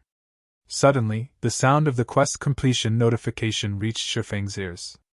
System, unique quest. Master's Dream. Completed. Following which, Shifeng's experience bar increased by 15%, pushing him to 19% of level 44. The awarded EXP surpassed Shifeng's expectations. "Lord Protector, truly, thank you! I finally have the chance to revitalize Dahl's workshop. I don't have much to offer as a show of gratitude, so please take this ancient speedboat. Lord Dahl crafted this speedboat personally, and it has always been treasured in the workshop. I hope that my lord will accept it." Rodney revealed a palm-sized glass bottle. Inside the bottle was a miniature speedboat, floating on a layer of water. Pulsating magic patterns decorated the speedboat's body. At first glance, it was obvious that the speedboat was extraordinary. Wasn't it supposed to be bronze rank? Shifeng was thunderstruck when he saw this speedboat. He couldn't take his eyes off of it. Chapter 1045 Tyrant of the Seas. Chapter 1045 Tyrant of the Seas. What rank is it? Shifeng had seen the awarded bronze speedboat in the past. The speedboat back then had not possessed any magic patterns, yet this one did. In Shifeng's memories, any ship that possessed magic patterns had been at least mysterious iron rank. Following which, Shifeng accepted the glass bottle and checked the speedboat's attributes. Swift Dragon Speedboat, Secret Silver rank, an item created by a Grandmaster Engineer. Maximum capacity, 30 people. Durability 500/500. Additional active skill 1 Dragon Cannon, range 1000 yards. Deals a devastating blow to a radius of 15 yards. Cooldown, 15 seconds. Additional active skill 2 Energy Pulse, paralyzes all enemies within a 50 yards. Cooldown, 1 minute. Additional active skill 3 Accelerate, instantly increases movement speed by 100% for 20 seconds. Cooldown, 2 minutes. Additional active skill 4 Magic Barrier, envelopes the ship in a magic barrier, granting immunity to all spells and reduces physical damage received by 60% for 10 seconds. Cooldown, 30 minutes. Additional passive skill Braving the Winds and Waves, when sailing with the wind, movement speed increased by 50%. When sailing against the wind, movement speed is unaffected. As expected of a Grandmaster's creation. Shifeng was shocked. He had seen many high-ranking speedboats before. He had even seen fine-gold speedboats. However, speedboats of such rank were impossible for ordinary guilds to obtain. Only super guilds had any hope of owning their own. Meanwhile, the Swift Dragon speedboat's skills was in no way inferior to fine-gold speedboats. In the past, the best speedboat Shadow had obtained had only been mysterious iron rank. Compared to the Swift Dragon speedboat, that speedboat was garbage. With this speedboat, even delving into dangerous sea zones could be possible. As Shifeng held the Swift Dragon speedboat, he recalled numerous islands that had been famous in the past. These islands had offered extremely abundant resources. God's Domain's sea was vast. Its islands were like secret locations or super large-scale dungeons that contained countless treasures such as ancient secret lands, treasure chests, super rare materials, and various kinds of ore. Hence, maritime exploration was no less important to the various large guilds than land exploration. However, maritime exploration was different from land exploration. Not only did maritime exploration test players' strength, but it also had stringent hardware requirements. If a player's hardware did not meet those requirements, they would not be qualified to explore dangerous waters. This was because sea monsters were different from the common monsters on land. They were not easy to defeat. Even the weakest sea monster was the equivalent of a chieftain on land. As for their HP, it was multiple times higher than land chieftains. In addition, the water greatly enhanced these sea monsters' combat power. On the other hand, players were restricted and couldn't use their full strength. As a result, even a full party of players had to flee if they encountered a common sea monster of the same level. Fortunately, there were very few sea monsters in normal sea zones. Those players weren't nearly as dangerous. In the more dangerous sea zones, sea monsters were far more common. Parties of ordinary players were guaranteed to lose their lives. At the very least, one needed a bronze speedboat to approach dangerous sea zones. This was also why he had come to Dahl's workshop. Based on Shifeng's knowledge, there was a small island hidden in a dangerous sea zone. The island contained a manatite vein. Moreover, it was a slightly rich vein. When the vein had been discovered, it had caused a commotion throughout the Apocalypse Empire, inciting a war between the Empire's various large guilds. The war then had sent tremors throughout God's domain. After all, magic crystals were important, regardless of the era. Over 50 guilds had participated in the contest for the manatite vein, with the weakest being third-rate guilds. The war had been between three factions led by battle wolves, Dragon Phoenix Pavilion, and Miracle. The Maritime battle had incurred tremendous losses for all three, with the death toll reaching the millions. Moreover, these were not the deaths of ordinary players, but guild elites. Currently, God's Domain had only launched a short time ago.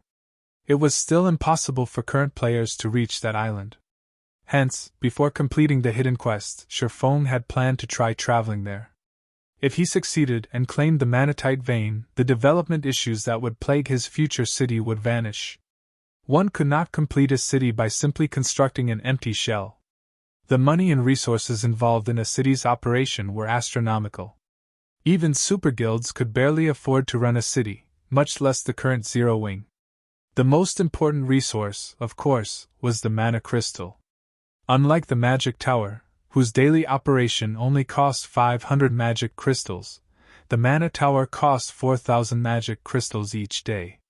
There were also many other establishments that required magic crystals as a power source. Now that the town's safety had been dealt with, he had to deal with the city's construction and developmental problems. He needed to claim a manatite vein. Originally, Shifeng had not been particularly confident of reaching the island. Now that he had the Swift Dragon Speedboat, however, his confidence grew. Following which, Shifeng signed a contract with Rodney, stipulating that Rodney would work for Shifeng for 3 months. The first task he assigned the master engineer was to construct the power source of his shipyard's new cargo ship. After settling his affairs with Rodney, Shifeng left Dahl's workshop and prepared to make a trip to the savage wildland. As soon as Shifeng reached the docks, he discovered many players shouting to form parties. "For waiting for 2. We already have a boat ready. The route is guaranteed to be safe. We'll set off once we have 2 powerful level 39 DPS. Requesting companions to rent a boat together. Level 37 cleric looking for a party. Level 39 powerful MT looking for a strong party." Hundreds of players were trying to form parties. The scene was quite lively. Moreover, their requirements were high. This was nothing like White River City's party-forming area. Most of these parties were looking for players level 39 or above. Moreover, members must have secret silver rank equipment, or above. "Fellow brother, are you looking to sail? Since you are alone, why don't you join our party? Once we reach an island, we'll split the items equally." As Shifeng was walking towards the sea, a level 40 male elementalist suddenly approached and sent him an invitation. Although Shifeng wore a black cloak, he had used the demon mask to adjust his appearance, and displayed himself as a level 40 swordsman. Even among this crowd, players who had reached this level were rare. Originally, Shifeng had thought of rejecting the invitation. However, when his eyes landed upon this male elementalist's name, a surprised expression briefly appeared on his face. Hovering Feather. In the past, everyone in the Apocalypse Empire had known this name. He had been known as the Tyrant of the Seas. Although he had only been a Tier 5 Grand Wizard during his peak, even Tier 6 God-ranked players tried not to provoke him. It had all been due to this man's ownership of 2 legendary items. Tier 6 God-ranked players had been no match for him, particularly out at sea. Chapter 1046 Ancient Ruins. Chapter 1046 Ancient Ruins. Shifeng had heard about many of Hovering Feather's miraculous deeds. During God's Domain's early stages, Hovering Feather had been an independent player. By relying on his extraordinary strength and luck, he formed a considerably powerful adventurer team. However, for some unknown reason, he had provoked the super first-rate guild, Miracle. As a super first-rate guild and one of the Apocalypse Empire's 3 major powers, it would be a piece of cake to eliminate a single adventurer team. Sure enough, without any suspense, Hovering Feather and his team had been massacred. However, as if he were blessed by heaven, Hovering Feather had obtained a fragmented legendary item while exploring an island. This boosted his strength. In addition to the fact that he was an independent player, making him very difficult to track, even Miracle's experts had not been able to do anything to the man. Despite the guild having dispatched its apex experts numerous times, not only had they allowed Hovering Feather to escape every time, but the latter had also caused some damage. As Hovering Feather had risen to prominence in the Apocalypse Empire, one of his fellow brothers had sold him out and given his coordinates to Miracle. In the end, he had been surrounded, and the guild's experts had killed him. Not only had he lost his fragmented legendary item, but he had also lost nearly half of his equipment, decreasing his strength sharply. He lost the strength to contend with Miracle. As for the brother that had betrayed him, he had joined Miracle officially and became one of its core members. On the other hand, Hovering Feather's life in God's domain had hit rock bottom. Everyone had assumed that Hovering Feather had been finished. However, some time later, the Elementalist had appeared in the public eye once again. Moreover, his strength had undergone an earth-shattering transformation as he managed to defeat over a dozen Apex experts from Miracle in a row, instantly becoming famous throughout God's domain. This incident had enraged Miracle. In response, the guild had dispatched a party led personally by an old monster to annihilate Hovering Feather. Yet, no one had expected Hovering Feather to survive and escape from the old monster's pursuit. However, this incident was precisely the reason that everyone had learned about Hovering Feather's secret.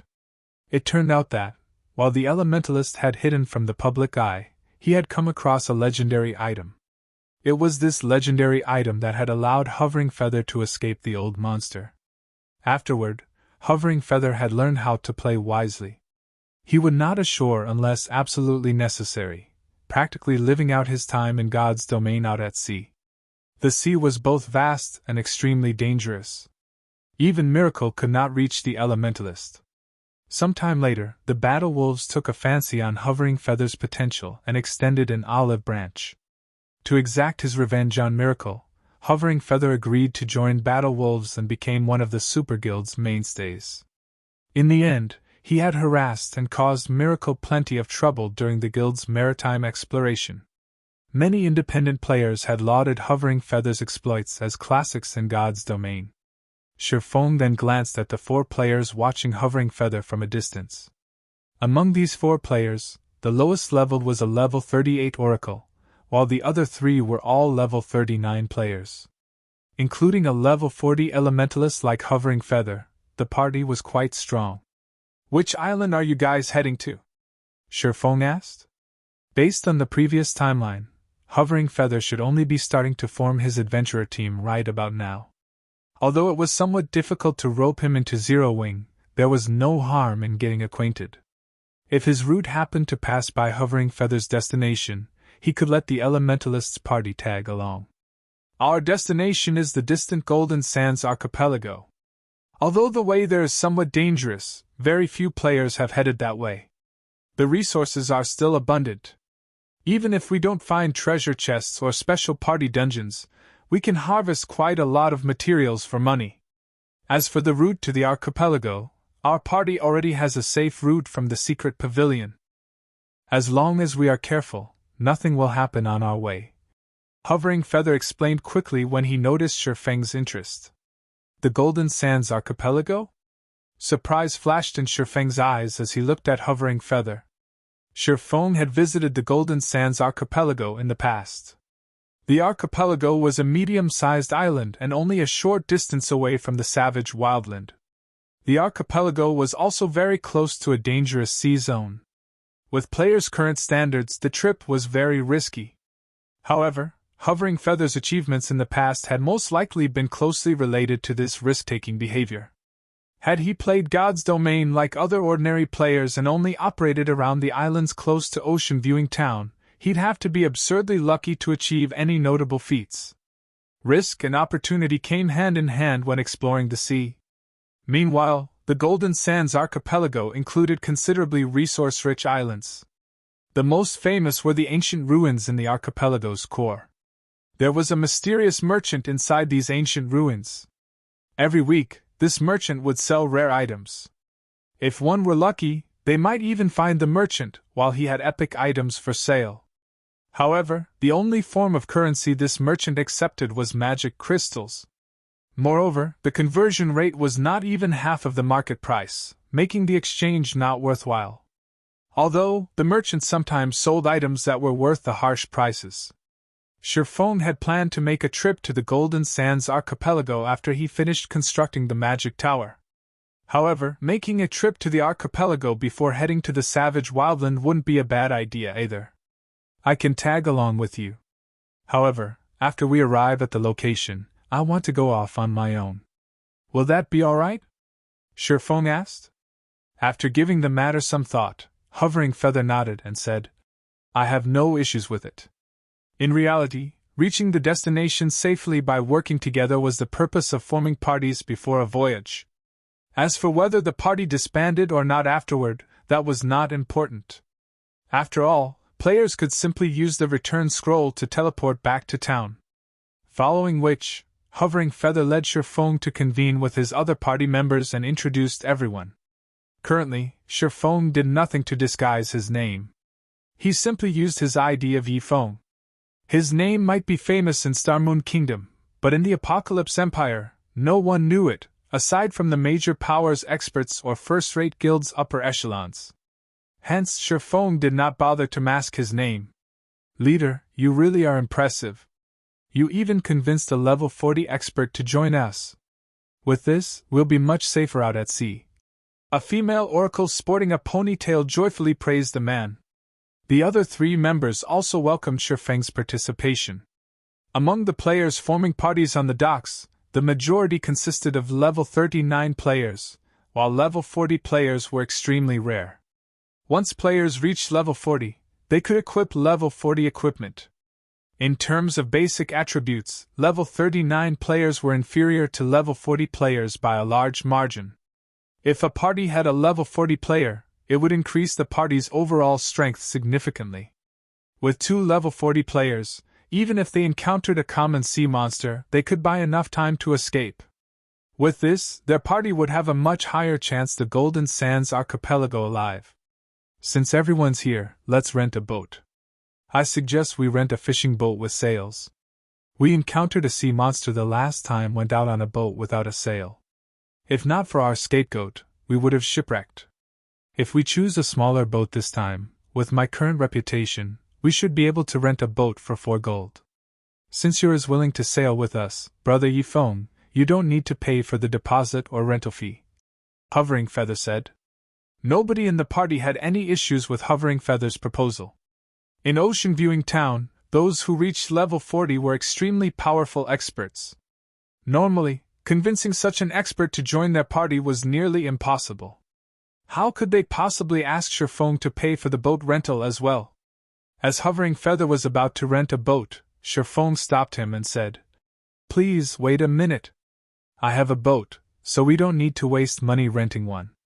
Chapter 1047 Empire's Focus. Chapter 1047 Empire's Focus. You have a boat? Hovering Feather asked, slightly surprised. Like mounts, boats were considered luxury items. Currently, an independent expert would be lucky if they had 1 or 2 gold coins on them. The better equipment an expert wore, the more costly their repair fees would be. Naturally, their expenditures were higher than other players as well. Moreover, there were concerns such as potions and scrolls. In the end, it wasn't easy to save a lot of money. Hence, in Ocean Viewing Town, despite some players having reached level 40, they could not afford to buy a common mount. Hovering Feather had wanted to form an adventurer team for a while now. He had also been quite lucky recently, having found several treasure chests in a row. After selling his harvest, he had quite a bit of spare money on hand, so he planned to splurge a little today and rent a fishing boat with sails. He had never imagined that Shifeng was rich enough to own his own boat. Leader, you've really found us an expert. We got really lucky this time. I wonder when our adventurer team will have our own boat? If we had one, we could reduce our costs when we go adventuring. The party members turned to Shifeng enviously. Following which, under Shifeng's lead, the party reached a slightly less populated section of the port. As everyone wondered why Shifeng had moved them so far away, Shifeng retrieved the glass bottle containing the Swift Dragon Speedboat from his bag. He then began to chant an incantation to release the speedboat. A dark mist began to flow out of the glass bottle. Hovering Feather and the others' eyes nearly fell from their sockets as they watched. Generally, the mist from glass bottles holding ordinary fishing boats only expanded to about 10 yards. Even if it were a slightly larger fishing boat, the mist would, at most, expand 20 yards, yet the mist from Shifeng's bottle stretched out over a full 40 yards. That was double the size of Ocean Viewing Town's best fishing boat. I'm not seeing things right. This is a speedboat. It looks so cool. Look at the ship's bow. It even has a cannon. Crap, the entire ship's covered in magic patterns. That's not right. Even the high-ranking speedboats I saw NPCs use didn't have magic patterns.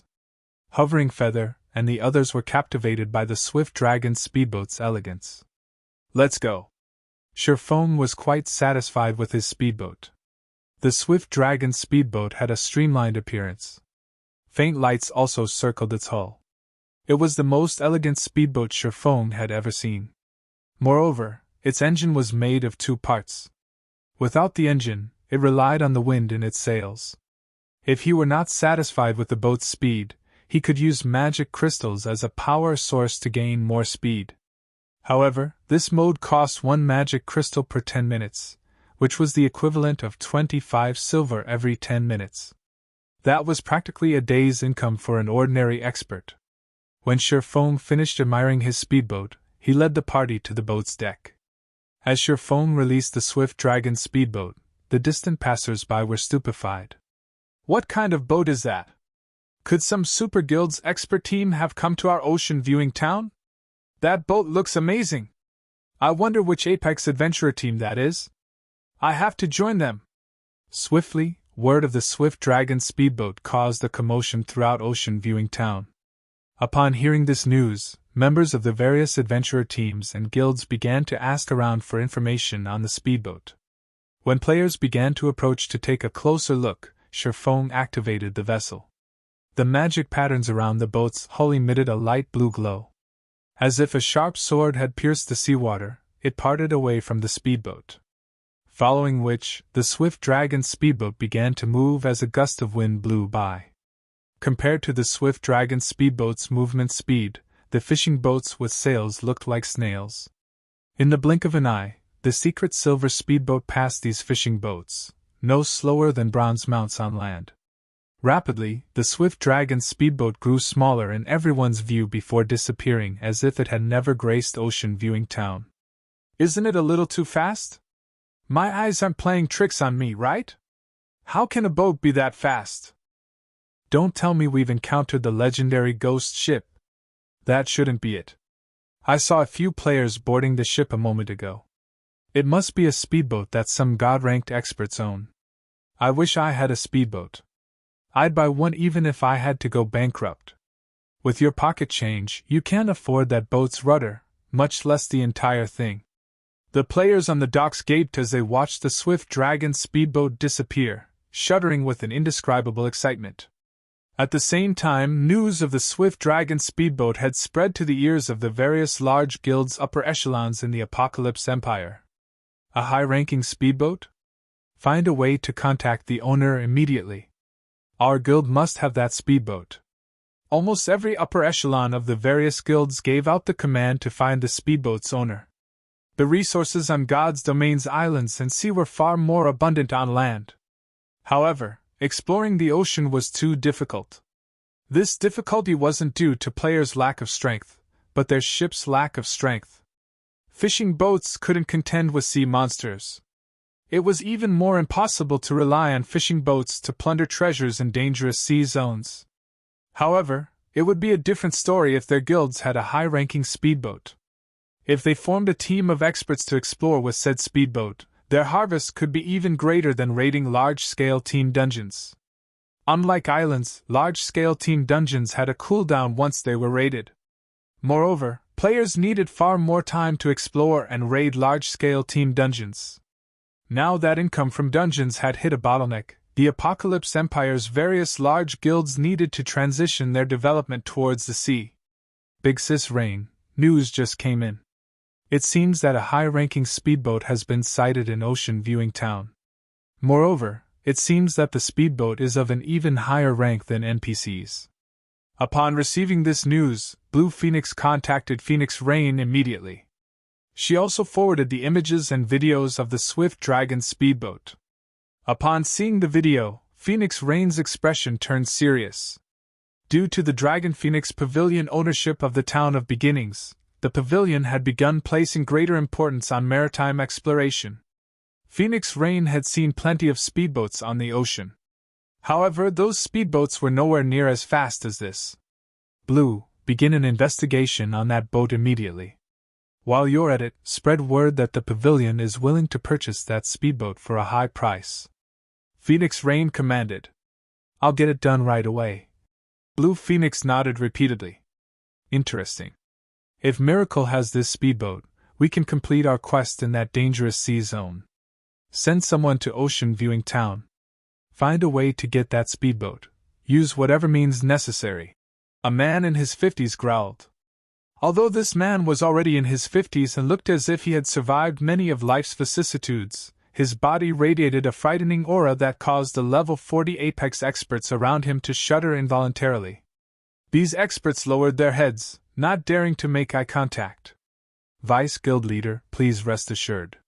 We will complete this task, the several Apex experts declared.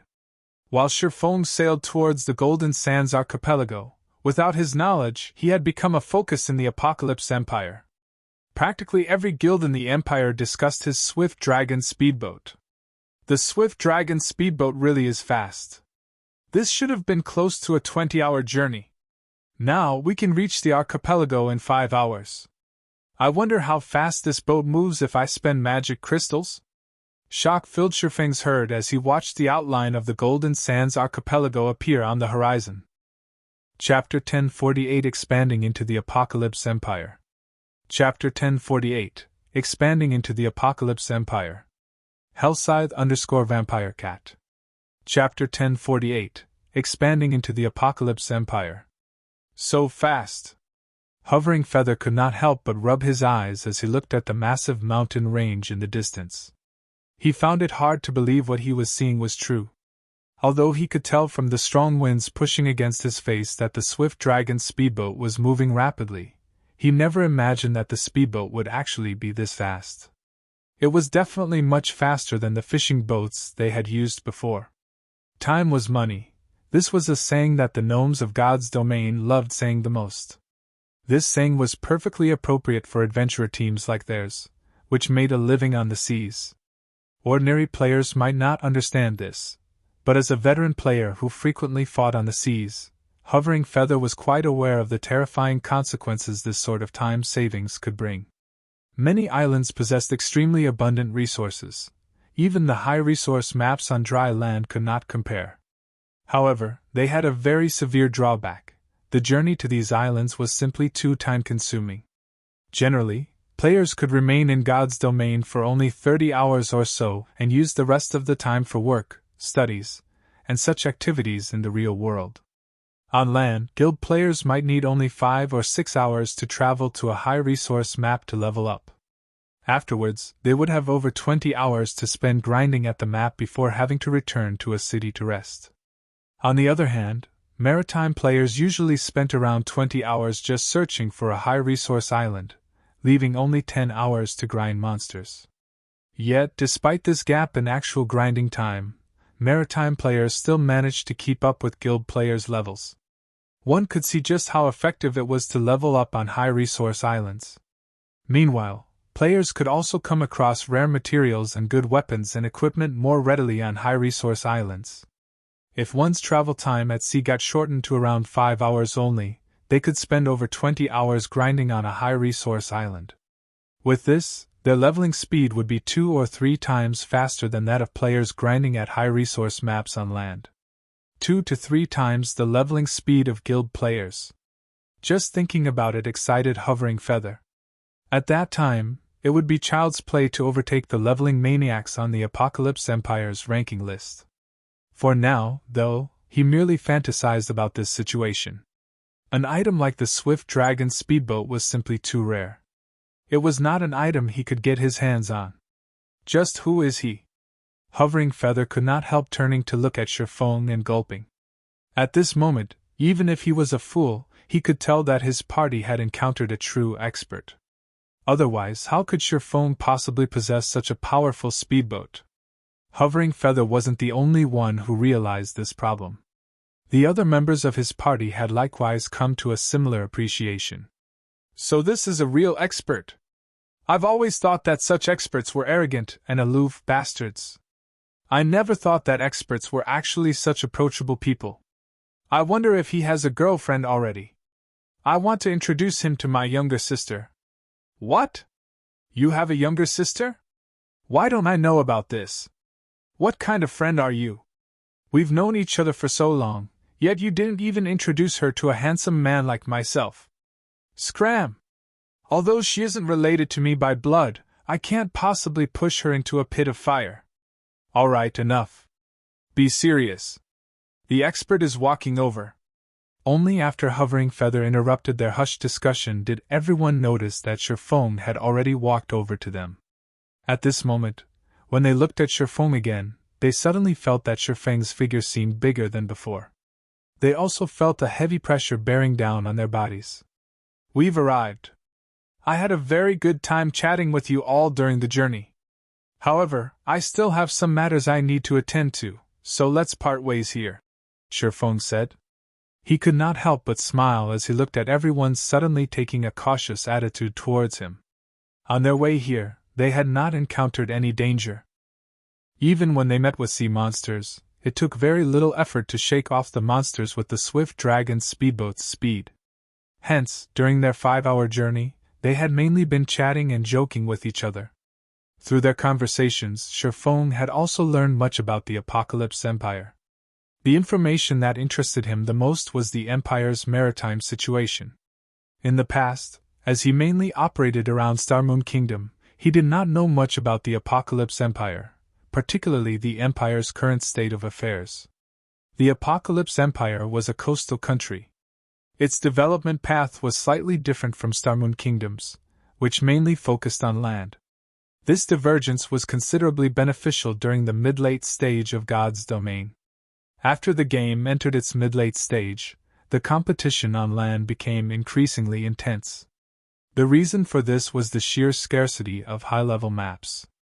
Moreover, high-level maps were usually located at the borders between countries, prompting the guilds of various countries to wage war for resources.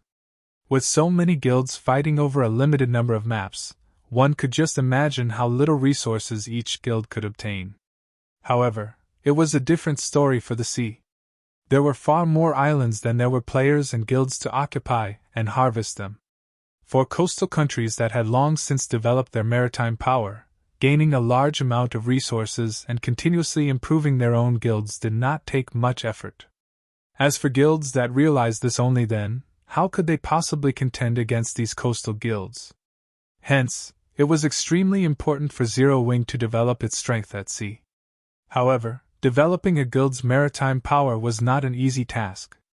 This endeavor required massive amounts of resources and manpower. At the same time, said guild also needed to have territory along the coast. The Apocalypse Empire had a total of 26 NPC coastal towns and cities. Of these, 3 were cities, while the remaining 23 were towns.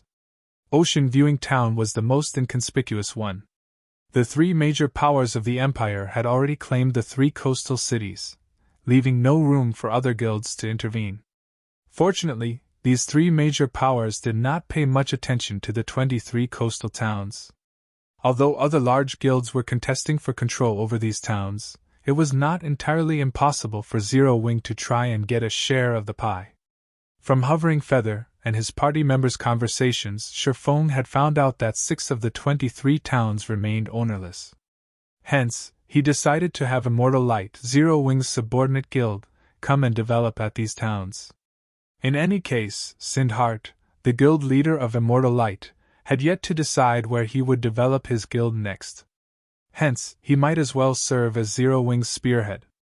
If Zero Wing abruptly expanded its influence into these towns, it would no doubt attract the attention of the 3 major powers. In that case, even before Zero Wing could start developing, it would have already been squeezed to death. However, Immortal Light was different. It was a small guild that was not even considered a third-rate guild. None of the local large guilds would pay attention to it if it expanded into these towns. As for the three major powers, Immortal Light's existence was no different from air to them. With Zero Wing's current foundations, it was definitely possible to let Immortal Light take advantage of the situation. If Immortal Light could establish its roots at these coastal towns, its presence would be of great help to Zero Wing's development in the future. Afterwards, Shifeng added Hovering Feather and the others as friends. He also mentioned to them that he was willing to purchase any rare materials the party found for a high price. He was even willing to exchange using high-quality weapons and equipment. This offer fanned Hovering Feather's gratitude towards him. To independent players like them, the most difficult things to obtain were high-quality weapons and equipment. If they had these things, their adventurer team would have a much easier time developing in the future. After parting ways with Hovering Feather's party, Shifeng found a deserted location and used the 7 Luminaries' ring space movement. In the blink of an eye, he arrived before a small cabin beside a lake. This mundane cabin was none other than the most famous Golden Sands exchange shop, located in ancient ruins in the Golden Sands Archipelago's core area. In the past, this place had been crowded with players. Practically every large guild in the Apocalypse Empire would send people over daily to snatch up any rare items in the exchange shop as soon as they appeared. Now, however, there was nobody here to compete with Shifeng over these rare items. He could take his sweet time making his picks. Just as Shifeng's hand grasped the handlebar and was about to push the cabin's door open, the sound of a system notification entered his ears. System, congratulations! You are the first person to have discovered the Golden Sands exchange shop. Do you wish to pay 10,000 magic crystals to become a member of the exchange shop? Chapter 1049 Popular Battle Arena. Chapter 1049 Popular Battle Arena. Hellscythe_Vampire Cat. Chapter 1049 Popular Battle Arena. Become a member? Shifeng's eyes immediately lit up with joy when he received this notification. The exchange shop operated by its mysterious merchant had 2 modes of exchange. One mode was available to all players. The other mode was limited to members of the exchange shop. In the past, Shifeng had yearned to become a member of the shop. Unfortunately, obtaining membership was not that easy. Based on his understanding, there were 2 ways to become a member of the exchange shop. The first one was very normal, and that was to achieve a certain number of transactions and trade volume with the exchange shop. One needed to make 30 consecutive transactions with the shop as well as attain a total trade volume of 5 million magic crystals. The number of transactions was not calculated based on the number of exchanges made but on the number of times the Golden Sands exchange shop refreshed its stock. The exchange shop would only refresh its stock of rare items once a week. In other words, one needed to visit the shop for 30 weeks in a row and make a huge purchase every week. If one were to stop even once midway, their count would have to start all over again. However, the number of transactions was only secondary. The key point was that the required trade volume was ridiculous. In reality, even if a player visited the exchange shop 30 times in a row and purchased plenty of items on every visit, they would still have great difficulty achieving the required trade volume. This was true even when they encountered valuable items up for exchange. There also weren't a lot of useful items up for exchange in the shop. Hence, unless one was willing to take a loss and purchase useless items at above market price, it was practically impossible to achieve the required trade volume. Moreover, magic crystals were a strategic resource to guilds. It would be foolish to spend them wastefully. Hence, Shifeng had never managed to become a shop member in the past. The other method to become a member was through killing the boss monsters inside the ancient ruins, which had a chance of dropping fragments of an ancient stone tablet. If one could complete a set of the fragments and hand it over to the mysterious merchant, one would likewise become a member of the exchange shop. Only, the drop rate for the tablet fragments was criminally low. In addition, there were very few bosses in the ancient ruins. The time they took to respawn was also very long. It was practically impossible for an ordinary large guild to gather enough fragments to complete a set. Shifeng could still clearly remember that in the past, a single tablet fragment had been worth at least 1,000 gold. Even so, the supply was far from enough to meet the demand. As long as a tablet fragment went up for sale, the various large guilds would buy it almost instantly. So there's also such a benefit for the first person to discover the exchange shop. Luckily, I came here before anyone else did. Shifeng inwardly celebrated. Players who became a member of the Golden Sands Exchange Shop would enjoy very excellent benefits. The first benefit was that members were allowed to enter the second floor of the exchange shop and exchange for the items there. For the second benefit, members would receive a 20% discount on all items on the first floor. For the third benefit, members would receive a teleportation crystal. In the future, they would no longer need to waste time traveling to the shop. Instead, they could teleport directly to it. Though the crystal had a cooldown of 12 hours, it would still provide great convenience. It could also help players travel quickly to the Golden Sands archipelago, allowing much more time for players to spend on leveling up. Following which, Shifeng clicked, agree, to become a member of the exchange shop. System: you do not have the required number of magic crystals. You have 48 hours to collect 10,000 magic crystals. If you are unable to collect them in time, it will be considered as you forfeiting this opportunity. What a short time limit! Shifeng smiled bitterly. Currently, Zero Wing's income from magic crystals was indeed considerable. However, its expenditure of the precious resource was also very high. He had prepared only 3,000 magic crystals for the trip this time. Having no other choice, Shifeng took out the Abyss pendant and set a teleportation marker in front of the small cabin. He then took out a guild transfer scroll and activated it. Along with a white flash, Shifeng disappeared from the Golden Sands archipelago. Starmoon Kingdom, Stone Forest Town, Zero Wing's residence. Why are there so many players here? Shifeng was surprised by the crowd of members in the main hall. Currently, Zero Wing's residence was extraordinarily lively. Normally, there would only be several hundred guild members lurking around the first floor hall. Now, however, Shifeng could see more than 1,000 present. Today's PvP match was awesome. Since coming into the game, this is the first time I've managed to achieve such a high standard with my techniques. I know, right? If I could spar at the battle arena for a few more hours every day, it won't be long before I can give the Trial Tower's 4th floor a try. At that time, I'll become an elite member of the guild and receive a 20% discount when I visit the battle arena. Forget about it. Didn't you see how many players were crowding into the battle arena today? If not for us being Zero Wing members, we wouldn't get a turn even after queuing up for a day. And you want to fight several times a day? Didn't you notice the looks those independent players were giving us when we entered the combat room? If looks could kill, we would have died multiple times back there. I was just thinking about it. I wonder when our guild will occupy another town. It'd be fine even if the town's surrounding environment is poor. As long as the guild sets up another battle arena there, we would be able to have some fun there, too, every day. Guild members were chatting merrily in the main hall. When they spoke about the battle arena, their eyes sparkled with excitement. They could not help but wish they could spend more time training there. Unfortunately, there were simply too many players trying to get into the establishment. Hence, the battle arena had limited every player's usage of its combat rooms to no more than 1 hour per day.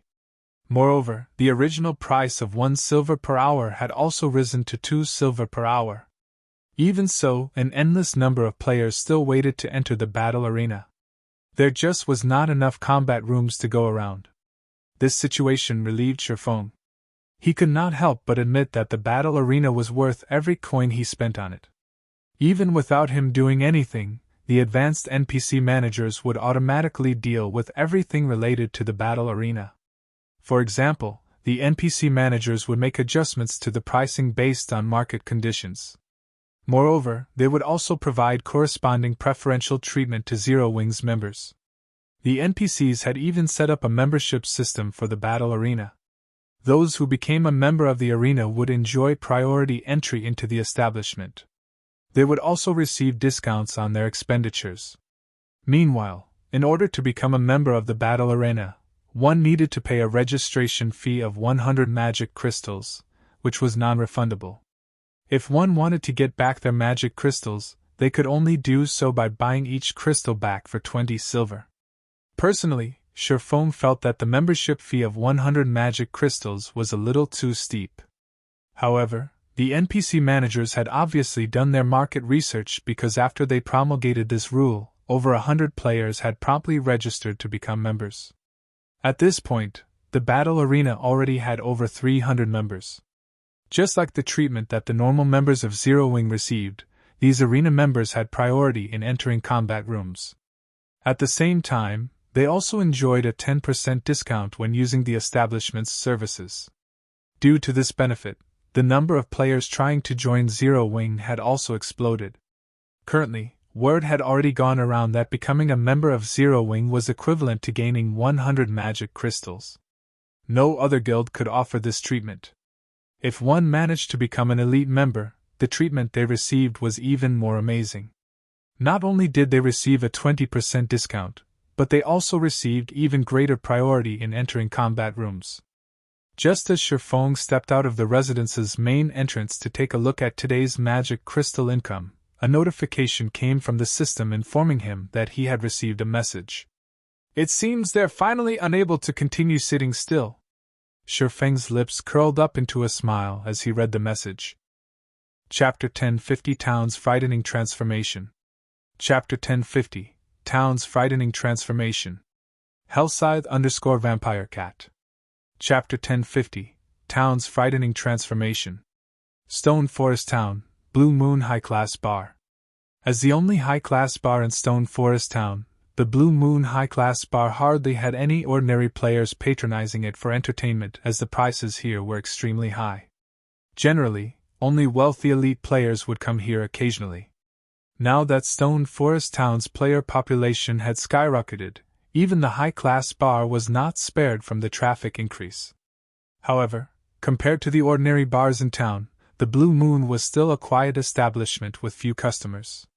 Just as the elite players inside the Blue Moon were excitedly discussing the newly opened battle arena in Stone Forest Town, two people, a man and a woman, suddenly entered the high-class bar. The instant these two people appeared, the entire building fell silent. Everyone's eyes focused on this pair. Of the two, the man was level 41. The equipment he wore actually gave off the glowing effect unique to epic items, a dazzling sight to elite players. However, the more eye-catching one between these two people would still have to be the heavenly beauty standing beside the man.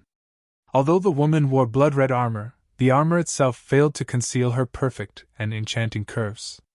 Just looking at her body could cause one to fall into a reverie. She had a delicate, oval face and beautiful eyes. Every one of her movements also exuded a natural elegance. In addition, she carried a long sword that radiated a golden glow on her back. No one in the room could pull their gaze away from her.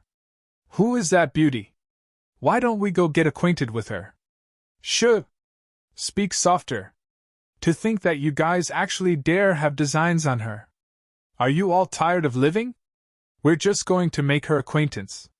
Is there a need to be so careful? Do you know her? Who is she?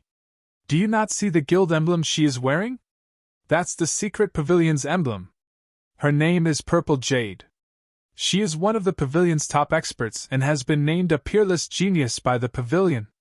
I heard that she managed to defeat Sacred Temple Sword Meister, Ruthless Sky, a few days ago. Apparently, her next challenge is Miracle Sword Freak, Miracle Dragon. Why is a genius like her here? Who knows? Maybe she's here to experience the battle arena. The players in the hall began discussing Purple Jade, who had suddenly appeared. As for Yuan Tiexin, who stood beside her, he got ignored by everyone. After all, the feat of defeating the Swordmeister Ruthless Sky was simply too amazing. The Sacred Temple was a super guild. Meanwhile, Ruthless Sky was an expert who had been famous for many years now. Practically nobody in the virtual gaming world was unaware of him. Nevertheless, this young and peerless beauty actually defeated such an expert. This news was far more shocking than if Ruthless Sky had lost to some random nobody. After taking a look around the room, Yuan Tiexian could not help but shake his head and chuckle as he said, "There are too many people here. Let's go upstairs." Purple Jade simply gave a silent nod in response. As for the gazes everyone inside the bar was directing at her, she paid no attention to them whatsoever. Or to put it in another way, she had long since learned to treat these players as air. After all, she had become the secret pavilion's most dazzling star the moment she joined the pavilion. Normally, there was not a single moment when she was not under close observation. She had grown used to receiving such gazes long ago. Stone Forest Town really is becoming increasingly amazing. I never thought that even a genius from the secret pavilion would come here. I know, right? Just a while ago, I saw several well-known experts of Star Moon Kingdom inside the battle arena. I'm betting that it won't be long before Stone Forest Town becomes the gathering place of expert players. I've decided. From now on, Stone Forest Town will be my main base of operations. I wonder when Stone Forest Town will sell personal houses? Even if I have to bankrupt myself, I must buy one. Stop dreaming. If Stone Forest Town really starts selling houses right now, those experts would buy them up in an instant. I heard that if you want to obtain a personal house in Stone Forest Town, there is currently only one way to do so, and that is by participating in the Battle Arenas tournament. As long as you rank within the top 5 of the 4th floor tournament, you'll get to enter the 5th floor and receive a personal room. Also, I heard that if you rank within the top 10 on the 5th floor, you'll even receive a personal advanced combat room. You don't need to tell me that. I've long since signed up for that tournament. Only the registration fee is somewhat steep. It actually cost me half a magic crystal. If I can't survive 3 rounds, I won't even get to earn back my registration fee. Hee hee. I'm not aiming high. I'll be happy as long as I can survive 5 rounds and earn some money. As for reaching the top 5, I don't even dare think about it. Most likely, only those famous experts in the kingdom will be able to fight for those positions. Players like us have no chance at all. While everyone was raving about the battle arena, Yuan Tiexian, who walked by them, could not help but sigh inwardly when he overheard their conversation, a somber expression on his face. Compared to ordinary players, he was much more informed about Stone Forest Town's situation. Currently, even ordinary players were optimistic about Stone Forest Town's prospects. One could just imagine how much development potential the town had. Some time ago, Stone Forest Town's value was nothing to the secret pavilion.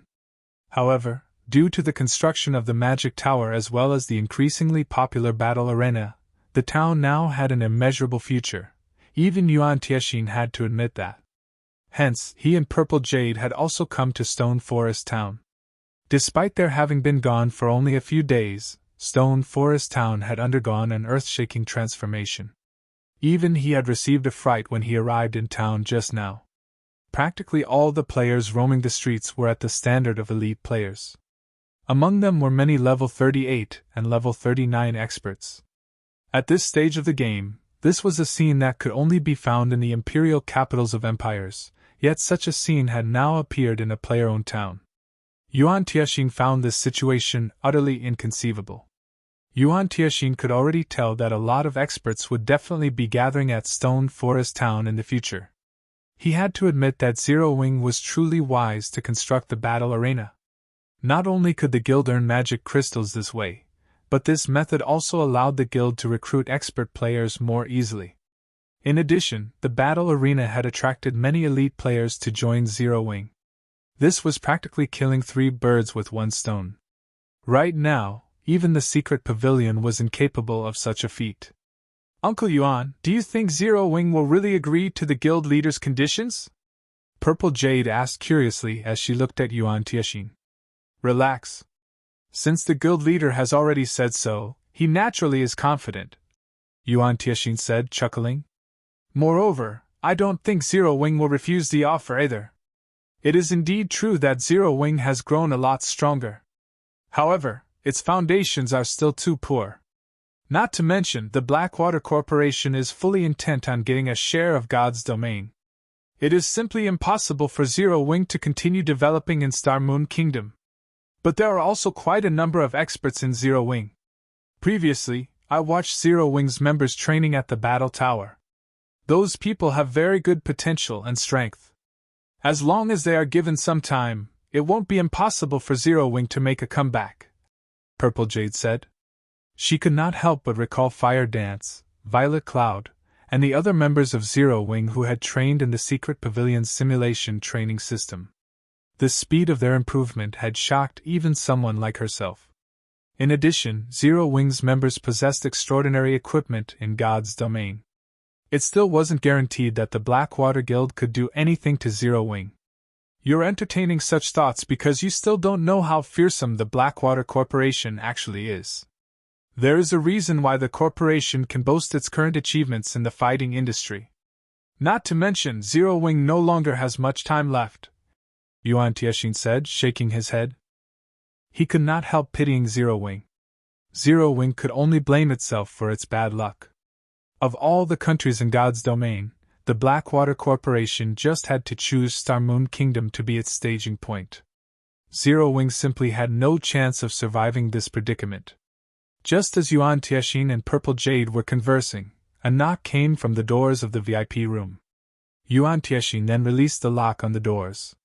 As the doors opened slowly, a figure that was not particularly tall appeared before Yuan Tianxin's and Purple Jade's eyes. How can this be possible? Yuan Tianxin's eyes widened in shock upon seeing this figure, his expression turning very grim. This figure belonged to none other than Shifeng, whom Yuan Tianxin was familiar with. Only, right now, Shifeng was actually level 44. Chapter 1051 Monster Army. Chapter 1051 Monster Army. Hellscythe_Vampire Cat. Chapter 1051 Monster Army. How is he so high-leveled? Purple Jade's eyes flashed with shock as she stared at Shifeng slowly walking over to them. Currently, even the highest level player in the secret pavilion was only level 42. Moreover, that person was the pavilion's famous leveling maniac, who was also the number 1 player on the Firewing Empire's ranking list, Sleepless Star. However, aside from Sleepless Star's personal strength, the reason he managed to come out on top in the Firewing Empire was the resources the secret pavilion supplied him with. Yet, Shifeng, a member of Zero Wing's upper echelon who was frequently busy dealing with guild affairs, had actually managed to reach level 44. This was truly inconceivable. However, rather than Shifeng's level, what surprised Purple Jade the most was the danger she picked up from him. Moreover, her alarm bells rang increasingly louder, the closer Shifeng got to her. What a terrifying monster! Yuan Tianxin was much more experienced than Purple Jade, so he could tell very clearly just how much Shifeng had improved since they last met. Smiling bitterly, he could not help shaking his head as he said, "Jade, it seems it will be impossible for you to test Yi Feng's bottom line this time. Right now, he is no longer just strong. His strength is already at an entirely different level from ours." Previously, when Yuan Tianxin had met Shifeng, the latter had contained his aura exceptionally well, proof that the youth's control over his body had already reached a realm of perfection. However, this time, Shifeng failed to contain his aura that well when he moved. What did this mean? The only explanation for this was that Shifeng's power was so strong that even an expert like himself could not adapt to it properly. Hence, he was unable to contain his aura completely. When Purple Jade heard this, disappointment flashed across her eyes. In reality, her purpose in following Yuan Tianxin to Stone Forest Town this time was so that she could spar with Shifeng and hopefully learn some of his techniques. However, if the gap in strength was too wide, Shifeng could easily defeat her even without utilizing any profound techniques. With this, rather than a spar, she would simply be asking for a beating. "Uncle Yuan, may I know why you have come looking for me this time?" Shifeng asked unhurriedly. Truthfully, he already knew why the secret pavilion had come looking for him. With the popularity of Stone Forest Town's battle arena right now, even a transcendental power like the secret pavilion would not be able to sit still and do nothing. Currently, Stone Forest Town's development was still in its early stages. Aside from its geographical advantage, which allowed players to save up on travel time, it did not possess any actual advantage over other towns. This made it very difficult for the town to turn a profit and attract players. Establishing a money-making venture like the battle arena to draw players to the town represented a much more advanced business model. Only, operating a successful battle arena would be very difficult without the magic tower. The secret pavilion wishes to conduct a trade with Zero Wing, Yuan Tiexin said as he retrieved a prepared contract from his bag. He then handed the contract over to Shifeng and said, "The conditions stated inside are definitely what Zero Wing wants the most right now. Meanwhile, what the secret pavilion wants in exchange is the magic tower design. What Zero Wing wants most." Shifeng could not help but take a curious look at the contract. After spending several minutes to skim through the contract, Shifeng realized that it was indeed just a simple trade. In summary, the secret pavilion would provide a kingdom for Zero Wing to develop in so that it could avoid annihilation by the Blackwater Guild.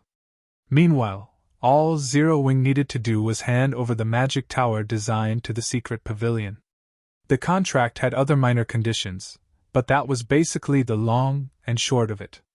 "This is the condition that the secret pavilion is offering?" Shifeng asked strangely after he was done reading the contract. Although Zero Wing's foundation was not comparable to the Blackwater Guild's, the current Zero Wing was no trifling opponent. It would not be so easy for Blackwater to remove Zero Wing from Starmoon Kingdom. It was especially true now that Stone Forest Town had the magic tower. Shifeng truly could not understand why the secret pavilion held such an optimistic view of Blackwater's prospects. However, the secret pavilion's information gathering was matchless in the virtual gaming world. Since the pavilion was so assured of Blackwater's victory, it definitely had reasons to believe so. Shifeng just did not know what those reasons were. "That's right. This is the condition the secret pavilion is offering. This is a trade that will bring only good and no harm to Zero Wing," Yuan Tiexin said determinedly. "I understand what you are thinking. It is impossible for Zero Wing to lose. But what will you think after looking at this?" Saying so, Yuan Tiexin sent a few video recordings to Shifeng. Shifeng promptly clicked to view the videos. And he was stunned when the first video started playing. This is... The video had been recorded from the top of a mountain using a magic mirror. Meanwhile, the location displayed was none other than Black Ridge Town, which the video showed as being infested with monsters that were level 50 and above. There were even level 60 and above lords and great lords among them, as well as the one-horned humanoid monsters that Shifeng was extremely familiar with. Only, there was a huge disparity between the numbers of these humanoid monsters shown in the video and the report he received from his subordinates. Previously, there had only been several hundred humanoid monsters residing in the town. Now, however, there were over 4,000 of them. Moreover, a few of these humanoid monsters had even reached level 60 already, their HPs breaching 30 million, equivalent to a level 60 Great Lord, and there were actually 5 of them. The development speed of these monsters made even Shifeng shudder. Aside from these monsters, Shifeng could also vaguely make out a figure wearing a black cloak. Meanwhile, the next few videos showed a mysterious cloaked person conversing with Blackwater's guild leader, Abandoned Wave. Unfortunately, as the person recording these videos had been too far away, the video did not include the contents of their conversation. However, the appearance of this mysterious person was somewhat similar to the figure wearing a black cloak in Black Ridge Town. "Are you trying to say that these monsters are under the Blackwater Guild's control?" Shifeng asked Yuan Tiexin. "That's right. Although we're not sure what kind of relationship the two possess, those monsters should support Blackwater's overall direction. Moreover, just recently, we've also received news that Blackwater has secretly joined hands with Pantheon. Knowing this, how long do you think Zero Wing will be able to hold on? Moreover, the longer this stalemate lasts, the more disadvantageous it will be for Zero Wing. After all, those monsters are simply developing too quickly," Yuan Tiexin said earnestly. "Not to mention Zero Wing, even the secret pavilion might not be able to hold off all those monsters. The common beast-type monsters might be manageable, but those one-horned humanoid monsters were a different story. They possessed not only very high combat standards but also similarly high intelligence. It would already be very troublesome dealing with one of those humanoid monsters at the level 50 Lord standard, let alone a level 60 Great Lord. With 5 of these Great Lords leading them, the 4,000-plus humanoid monsters could easily flatten a player town. What was more, there was still the endless horde of beast-type monsters. This was a force that current players simply could not contend with. In addition, the Blackwater Guild had its own forces. Combined with the monster army, Blackwater was practically invincible in Star Moon Kingdom. The only way out for Zero Wing right now was to shift its base of operations to another location. Avoiding a confrontation with Blackwater was the best option. Chapter 1052 War Approaches. Chapter 1052 War Approaches. Hellscythe _Vampire Cat. Chapter 1052 War Approaches. Yuan Tiexin had anticipated seeing an expression of fear on Shifeng's face after his explanation. However, even after some time had passed, Shifeng's expression remained unchanged. "Aren't you worried about Stone Forest Town's safety?" Yuan Tiexin asked. "You should know that Black Ridge Town is only a short distance away from Stone Forest Town. If those monsters take action, they need only 10 hours or so to gather at Stone Forest Town's entrance. With the strength of those monsters in addition to Blackwater's various experts, it is impossible for you to hold them off without level 150 guards, using just the defense turrets you've built. I believe you also know that the attacks of those turrets are very easy to see through, and are short range. At long distances, elite players will be able to avoid their attacks. Not to mention, even the most inferior of those monsters possesses the standards of elite players. The turrets will pose practically no danger to those monsters whatsoever. You should understand what those monsters are capable of. If Blackwater takes action now, Stone Forest Town has no chance of winning. If Zero Wing sells the magic tower designed to our secret pavilion, we can provide you with a kingdom with a very safe environment to develop in. It will be enough to let Zero Wing recover back to its peak within a short time. Right now, the longer you delay your decision, the greater the losses you will suffer. Hopefully, Zero Wing makes a decision soon. If you wish to negotiate the conditions, contact us at any time." Following which, Yuan Tiexin left the VIP room together with Purple Jade. In Yuan Tiexin's opinion, Shifeng could not make a decision on such an important matter. The youth definitely needed to discuss things with that mysterious guild leader of Zero Wing, Black Flame. "Uncle Yuan, has Pantheon really joined hands with Blackwater?" Purple Jade could not help but ask. Pantheon was a bona fide super guild. If it had indeed entered into an alliance with Blackwater, Zero Wing would have no chance of victory whatsoever in the upcoming war. Although Zero Wing had a lot of powerful experts for an upstart guild, in front of Pantheon, a guild whose history spanned several decades, that number of experts was not worth mentioning. The war this time would be different from when Zero Wing went up against the Star Alliance's elite army and the experts of the Flower of Seven Sins. Previously, Zero Wing's weapon of war had caught the Star Alliance's army by surprise. The Star Alliance's elite army had no way at all of defending against it. Currently, Pantheon could easily annihilate Zero Wing's experts by dispatching any one of its core legions. Moreover, Pantheon's resources were far superior to the Star Alliance's. The Super Guild would have no problem taking out a few weapons of war. In fact, just recently, Pantheon had relied on weapons of war to take down a town heavily protected by the Dark Forces, instantly establishing its position in an empire. Right now, Zero Wing's future was like a mirage that could disappear at any time. This information has already been confirmed. As long as Blackwater starts moving, Pantheon will dispatch 3 of its core legions to support Blackwater. If Zero Wing doesn't come to a decision in time, it will suffer even greater losses later on," Yuan Tiexin said, nodding. "Hopefully, Zero Wing decides as soon as possible. It seems I've truly underestimated the Blackwater Corporation." Shifeng revealed a bitter smile as he scrutinized the information from Yuan Tiexin several more times. Not to mention the current Blackwater Corporation, even in the past, despite the corporation having had such a late start in God's domain, it had still managed to develop a super guild within a short time. Moreover, he never imagined that Pantheon would actually stick a hand in Starmoon Kingdom's business. With Zero Wing's current state, the guild truly did not possess many means of retaliation. It could only rely on the magic tower to defend Stone Forest Town now. However, defending against so many monsters was impossible with just a single magic tower. Fortunately, the situation was still salvageable. At the very least, he had found out the Blackwater Corporation's trump card in advance. Even if Blackwater decided to take action right this instant, its armies would need over 10 hours to reach Stone Forest Town. Following which, Shirfone contacted Melancholic Smile and instructed, "Melancholic, have everyone return to the Candlelight Trading Firm right now. I have something that I need you all to do. But, Guild Leader, we still have quite a lot of time remaining.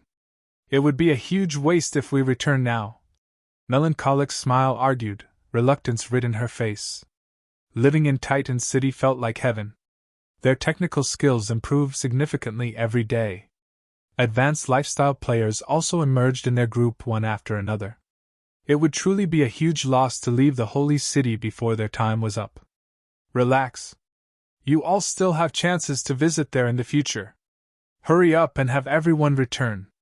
Shirfone could very much understand what was going through Melancholic Smile's mind. However, they were in a race against time. In any case, he had the evolved Holy City's emblem. There would be many more chances to send players to Titan City. Really? Melancholic Smile immediately revealed an ecstatic expression. All right, I'll notify the others right away.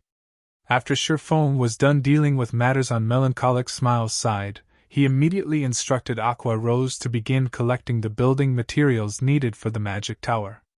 As for the necessary funds, he had her sell off the lands near the teleportation house. Although the value of those lands had yet peaked, he had purchased them very cheaply back then. Once they all sold, he should be able to earn over 10,000 gold at the very least. After Shirfone left the Blue Moon high-class bar, he rushed to the battle arena without hesitation. As advanced NPCs were responsible for the entire management of the battle arena right now, the income of the establishment was stored inside the battle arena itself. If he wanted to use the funds, he had to make a personal trip there to collect them. Currently, the battle arena was crowded with players. From afar, Shirfone could see many players surging into the building. Due to this scene, he suspected that had he not made the battle arena large enough back then, the structure might really have burst apart by now. After Shirfone entered the battle arena, he noticed that the establishment's original interior layout and decorations had transformed beyond recognition. The place looked nothing like when he had first constructed it. The splendid scene was reminiscent of the auction house in the kingdom's capital. Many window counters dotted the first-floor hall with a sweet and beautiful clerk manning each counter. Among these window counters were some specialized ones that catered only to members.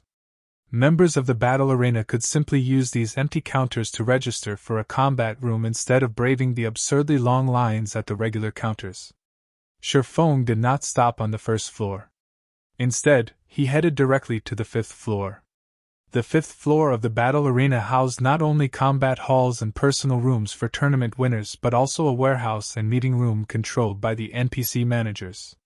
These places were off-limits to outsiders and ordinary NPCs. After entering the warehouse, Shirfone turned towards Cook, the middle-aged man currently taking account inside the warehouse, and asked, "How is the operation of the battle arena coming along?" Cook had 78 points in wisdom. Among the 10 advanced managers Shirfone hired, Cook had the second highest wisdom. In terms of management capabilities, he was superior to even Aqua Rose. For example, he had negotiated the prices for the interior decoration of the battle arena all by himself. In the end, the NPC managed to outfit the battle arena with the most luxurious decorations using the least amount of money in the shortest possible time. If this task had been left to players to handle, they would have needed more than 2 days to achieve similar results. Chapter 1053 Master's Insignia. Chapter 1053 Master's Insignia. Hellscythe_Vampire Cat. Chapter 1053 Master's Insignia. Upon hearing Shirfeng's question, Cook immediately took out a list. Boss, this is all of the battle arena's income and expenditures, as well as the expected future income. With our current income, I recommend constructing an underground floor. This way, we will be able to handle more customers, Cook suggested. Shifeng nodded after giving the proposal some thought. All right, go ahead with it. Buildings in towns could be constructed both upwards and downwards. Only the cost of extending a building downwards was much higher than the opposite. Just constructing a single underground floor required 2,000 gold, which was 1,000 gold more expensive than a normal floor. Hence, Shifeng had never considered extending the battle arena downwards. However, the popularity of the battle arena exceeded his expectations. If they constructed a basement floor, they could also make it more spacious than the first floor hall. With the battle arena's current popularity, it would take only a short time before they earned back their cost. Following which, Shifeng passed 2,000 gold to Cook and had him arrange for the construction of an underground floor. Meanwhile, Shifeng himself took a look at the list of accounts Cook had given him. What? It's been less than a day, yet we've already received so many magic crystals? Shifeng gaped in shock as he looked at the list. Currently, the battle arena already had 416 registered members. Shifeng found this situation truly inconceivable. With the prerequisite registration fee of 100 magic crystals, he had obtained a total of 41,600 magic crystals from the 416 members. He had earned many more magic crystals from the registration fees than he had from Raven. There was also the profit of 539 magic crystals from combat room rentals. If they constructed an underground floor now, there would be additional combat rooms available for players to rent. The battle arena's income at that time would become even more frightening.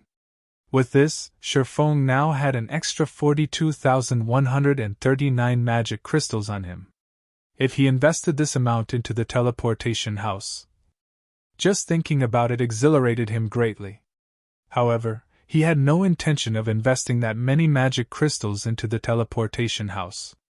After all, he simply had too many things that he needed to spend magic crystals on right now. Following which, Shifeng took these magic crystals and directly teleported back to White River City. White River City, Teleportation Hall.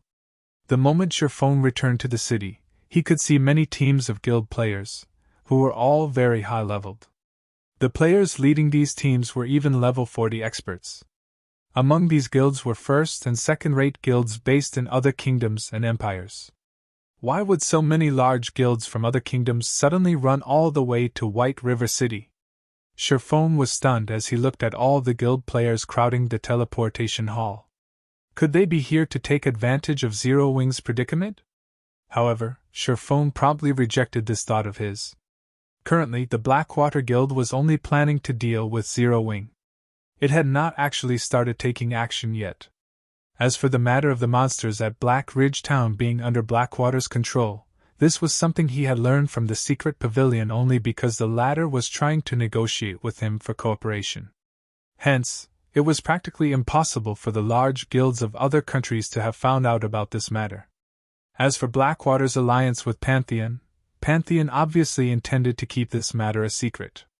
Otherwise, it would have long since caused a huge commotion in Starmoon Kingdom. Leader, I just received news stating that Zero Wing is willing to sell the lands around the teleportation house. Excellent! We'll hurry over there immediately. As long as we obtain a plot of land there, Freedom Wind will be able to dispatch many more members over. Our guild will then gain more opportunities at the ancient ruins over at the Twin Towers Kingdom, a tall level 40 ranger with an erect bearing said, his eyes glowing with excitement at hearing this news. The ranger wore dark gray armor and carried a blue longbow on his back. Without hesitation, the ranger led his 100-man team out of the teleportation hall. Why is Freedom Wind here as well? Shifeng was astonished when he overheard the conversation of these players. The guild known as Freedom Wind might be foreign to the players of Starmoon Kingdom, but for those residing in the Sacred Hymn Kingdom, near the central region of the continent of God's domain, it was definitely a household name. The reason for the guild's fame was the thrashing it gave the only first-rate guild to settle down in the Sacred Hymn Kingdom, despite being only a second-rate guild. This feat instantly crowned it the overlord of the entire kingdom. This could be considered a legend in God's domain. Many large guilds had even suspected that Freedom Wind possessed a powerful corporation behind it. In fact, as far as Shifeng knew, Freedom Wind's backers included not only a major corporation but also a well-known dojo in the real world. The guild could nurture experts rapidly, batch after batch. Even a relatively strong first-rate guild would readily fall to Freedom Wind. However, the Sacred Hymn Kingdom was very far from Starmoon Kingdom.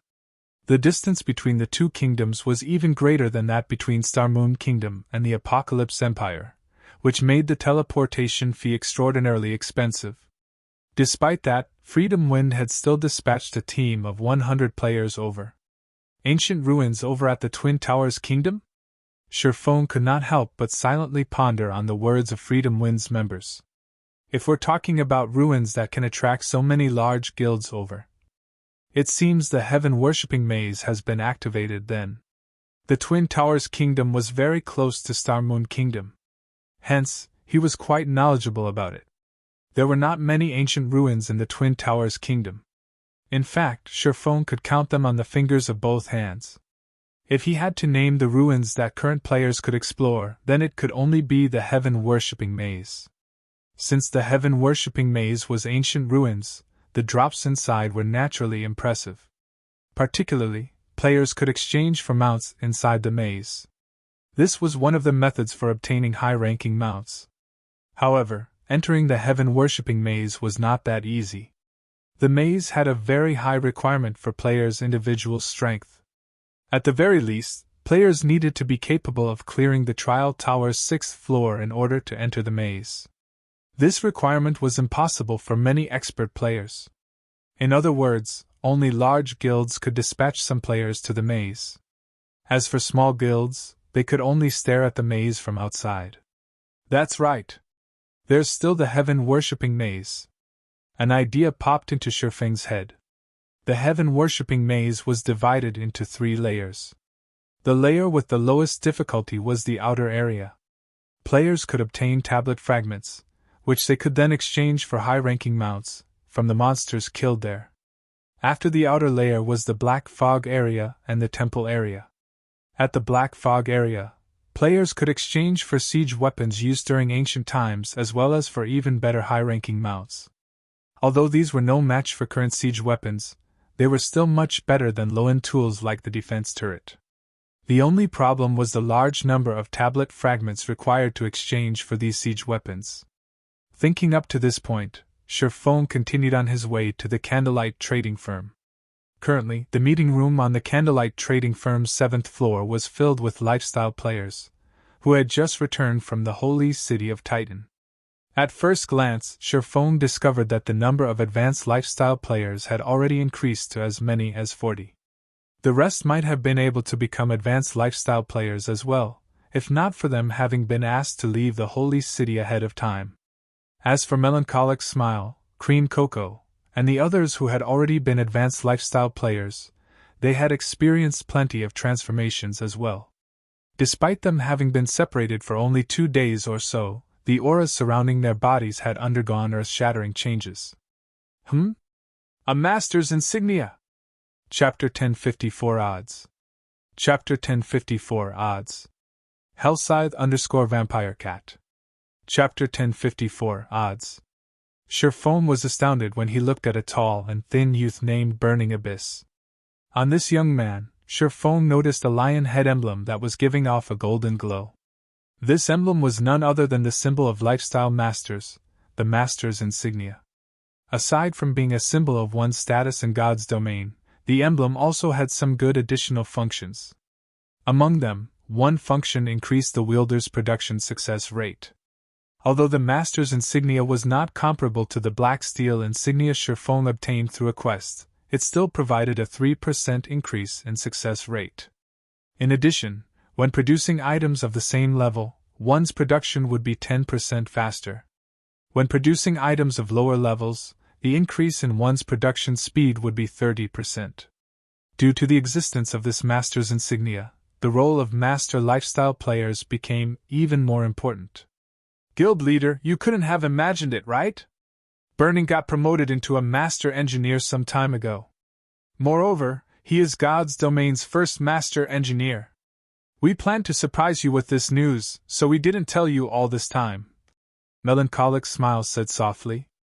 In reality, she, too, was very shocked that Burning Abyss was actually the first player in the Candlelight trading firm to become a lifestyle master. She had expected it to be Cream Cocoa. However, like a dark horse, Burning Abyss improved by leaps and bounds as soon as he entered Titan City. He was able to create new items and tools one after another, shortly becoming a lifestyle master. On the other hand, she and Cream Cocoa were still researching the properties of various raw materials. It would still be a while before they could get promoted to the master rank. Regarding the surprise Melancholic Smile prepared for him, Shifeng did not feel annoyed by it at all. A master lifestyle player. In shadow of the past, lifestyle masters were pivotal existences in the guild. Not to mention, Burning Abyss's talent was simply too awesome. He might have the potential to reach the Grand Master rank. If he did, even super guilds would be helpless against the Candlelight trading firm. Right, what about the task I previously assigned to you all? Shifeng asked. In order to fulfill his agreement with the secret pavilion, Shifeng had Melancholic Smile, and the others ceaselessly produce strengthening devices and bronze engineering locomotives. Even if the engineering locomotives cost a lot of materials to make, they still had no choice but to manufacture them. We've already completed it. We have to thank Burning for this. Without him, we really wouldn't have been able to produce the 10 bronze engineering locomotives in time. Melancholic Smile explained. Shifeng could not help but breathe out a sigh of relief when he heard this. Very good. From now on, Burning Abyss will be the Candlelight trading firm's chief engineer and will enjoy benefits equal to that of Zero Wing's elders. Although there was still some time before he had to make the first payment to the secret pavilion, he did not know when the Blackwater Guild would make a move right now. If he could meet the stated quota ahead of time, the following matters would be much easier to deal with. Following which, Shifeng used his identity as Black Flame to announce Burning Abyss's promotion to the Candlelight trading firm's chief engineer. In the future, the youth could also use the trading firm's basic meditation room anytime he wanted. Immediately, many advanced lifestyle players inside the meeting room looked at Burning Abyss with envy. Not only would he get to use the trading firm's basic meditation room anytime he wanted, but he would also enjoy the status of an elder in Zero Wing. As such, he would be able to choose a private room for himself in either the Candlelight trading firm or Zero Wing's guild residence. What was more, the Candlelight trading firm's private rooms were located on the shop's 7th floor, providing a view overlooking the entire trade district of White River City. That was a treatment that many people dreamed of obtaining. Since everyone's already here, I'll tell you what you all will be making next, Shifeng said. He then took out a very large design from his bag and placed it in the center of the circular wooden table. Everyone's jaws dropped when they saw the design, their breathing becoming a little ragged. A miniature ballista. This item might not be as popular as the bronze engineering locomotive among the masses, but to a guild, its value was not one bit lower than that of the locomotives. The miniature ballista boasted an extremely long attack range of 3,000 yards. An attack range that no player could achieve. Most monsters did not have such a long attack range either. Thus, the siege tool was the perfect weapon to raid towns. Moreover, it was very simple to operate, requiring only 3 people to move and use it. Guild leader, are we really going to make this item? Melancholic Smile asked in surprise. The miniature ballista was a considerably advanced tool. Even with advanced lifestyle players like themselves manufacturing it, the production success rate would still be frighteningly low. Meanwhile, the production cost for the siege tool was quite high. After a cursory look of the materials required, Melancholic Smile estimated that a single miniature ballista would cost at least 1,000 gold to manufacture. Meanwhile, she judged that their production success rate would be less than 20%.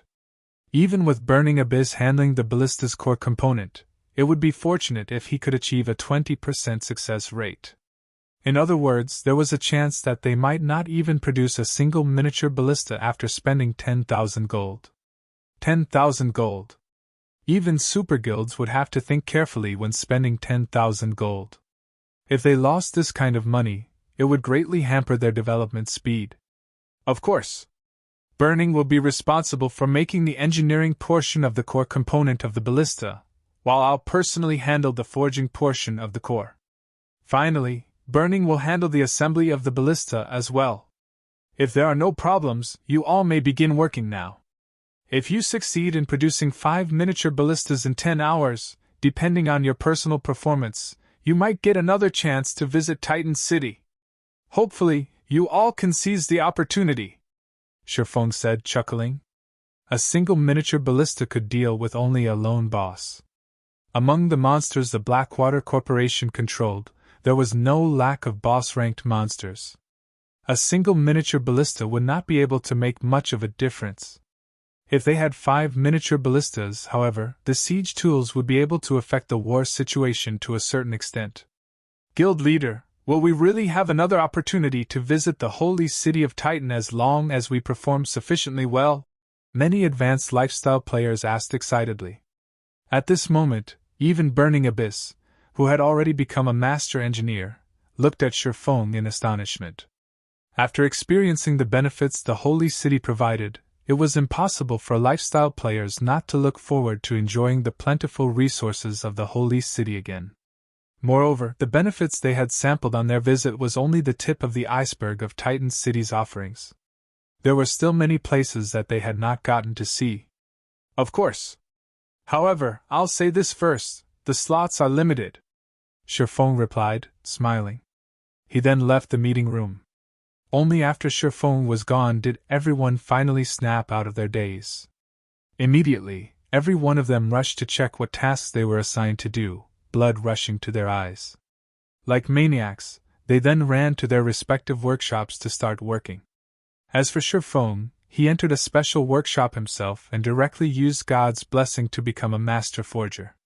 Through the aid of his various forging tools, it took Shifeng only a little over an hour to produce 15 core components that required forging.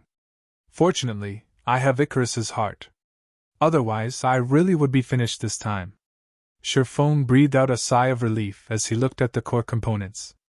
He had wasted nearly 40 sets of materials in order to produce these parts. Had he made them as an advanced forger instead of a master forger, his success rate would have been less than 10%. In that case, wasting over 100 sets of materials would not have been surprising. Chapter 1055 Town Trade. Chapter 1055 Town Trade. Hellscythe_Vampire Cat. Chapter 1055 Town Trade. After completing the core components, Shifeng handed them over to Melancholic Smile. The manufacturing of the miniature ballista was extremely complex, requiring many components. However, aside from the core components, the other parts were well within the capabilities of advanced lifestyle players. As for the final assembly work, with Burning Abyss's standards, the master engineer would be more than capable of handling it. As for Shifeng himself, he still had many things he needed to do. Guild leader, both the Blackwater and Heavenly trading firms are buying increasingly fewer light stones from us recently, yet the amount they are selling on their side has been continuously increasing. It is likely they have already obtained plenty of light stone designs. Should we start lowering our selling price as well? Melancholic Smile asked worriedly.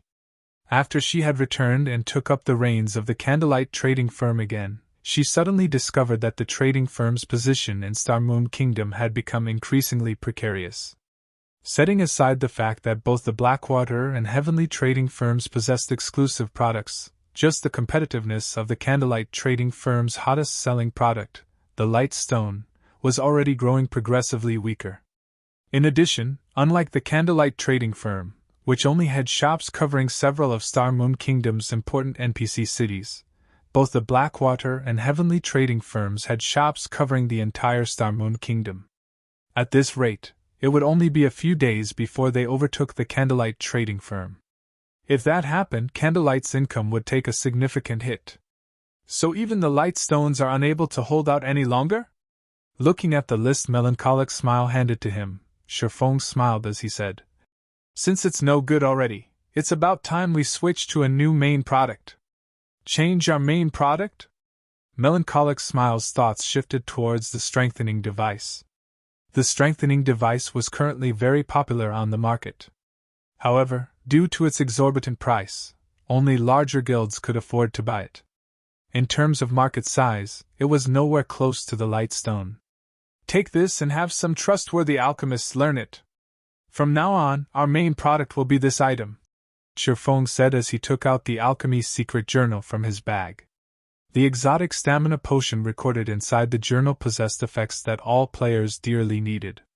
Moreover, the materials used to craft the potion were not particularly precious.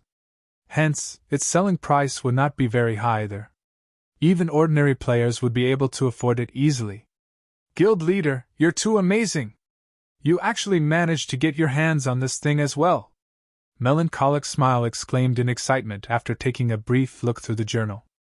If we have this potion, I want to see just how the Blackwater and Heavenly trading firms are going to compete against us. When consumed, the exotic stamina potion increased the player's maximum stamina by 10% and stamina recovery speed by 80% for 10 hours. This was a must-have item for players seeking to level up quickly. Moreover, the total cost of the materials required to make the potion was roughly only 2 silver. If advanced alchemists crafted the potion, they would have a success rate of 50%. In other words, the total cost of making a bottle of exotic stamina potion was around 4 silver coins. With the excellent effects of the potion, even if they sold each bottle for 10 silver, there would still be swarms of players willing to buy it. Meanwhile, at 10 silver, it would still be cheaper than the mana mixture introduced by the Blackwater and Heavenly trading firms. In addition, the exotic stamina potion was suitable for a much wider market than the mana mixture. With this, there was no way Blackwater and Heavenly could bring down the Candlelight trading firm. The players of God's domain earn a limited income every day. As would be expected, they could spend their scant funds on only a small number of items. Hence, when players were choosing which trading firm to shop at, they would naturally choose the trading firm with the lower prices and more useful products. Meanwhile, 10 silver coins was a considerable sum to ordinary players. Even elite players could just barely afford this price. Hence, if these elite players purchased the exotic stamina potion, they would no longer have any money left for other items, which would definitely have a significant impact on the business of both the Blackwater and Heavenly trading firms. Following which, Melancholic Smile happily took the alchemy's secret journal and left the special workshop to select people to learn the exotic stamina potion's recipe. As for Shifeng, he used the Abyss Pendant's teleportation skill to return to the Golden Sands archipelago. At the same time, 2 major incidents had occurred in Stone Forest Town. Moreover, both situations greatly excited the local players. The first incident was that Stone Forest Town's battle arena had constructed an underground floor housing combat rooms. Moreover, the new floor's area was considerably larger than the first floor's. Since the battle arena only had combat rooms set up for rent in the first 3 floors of the building, the addition of the underground floor was equivalent to increasing the capacity of the battle arena by more than 1/3. Meanwhile, the second and more exciting incident was that the first group of wandering merchant NPCs had finally arrived at Stone Forest Town. Wandering merchants were a privilege that only player towns enjoyed. This visit was something that would never occur in NPC towns.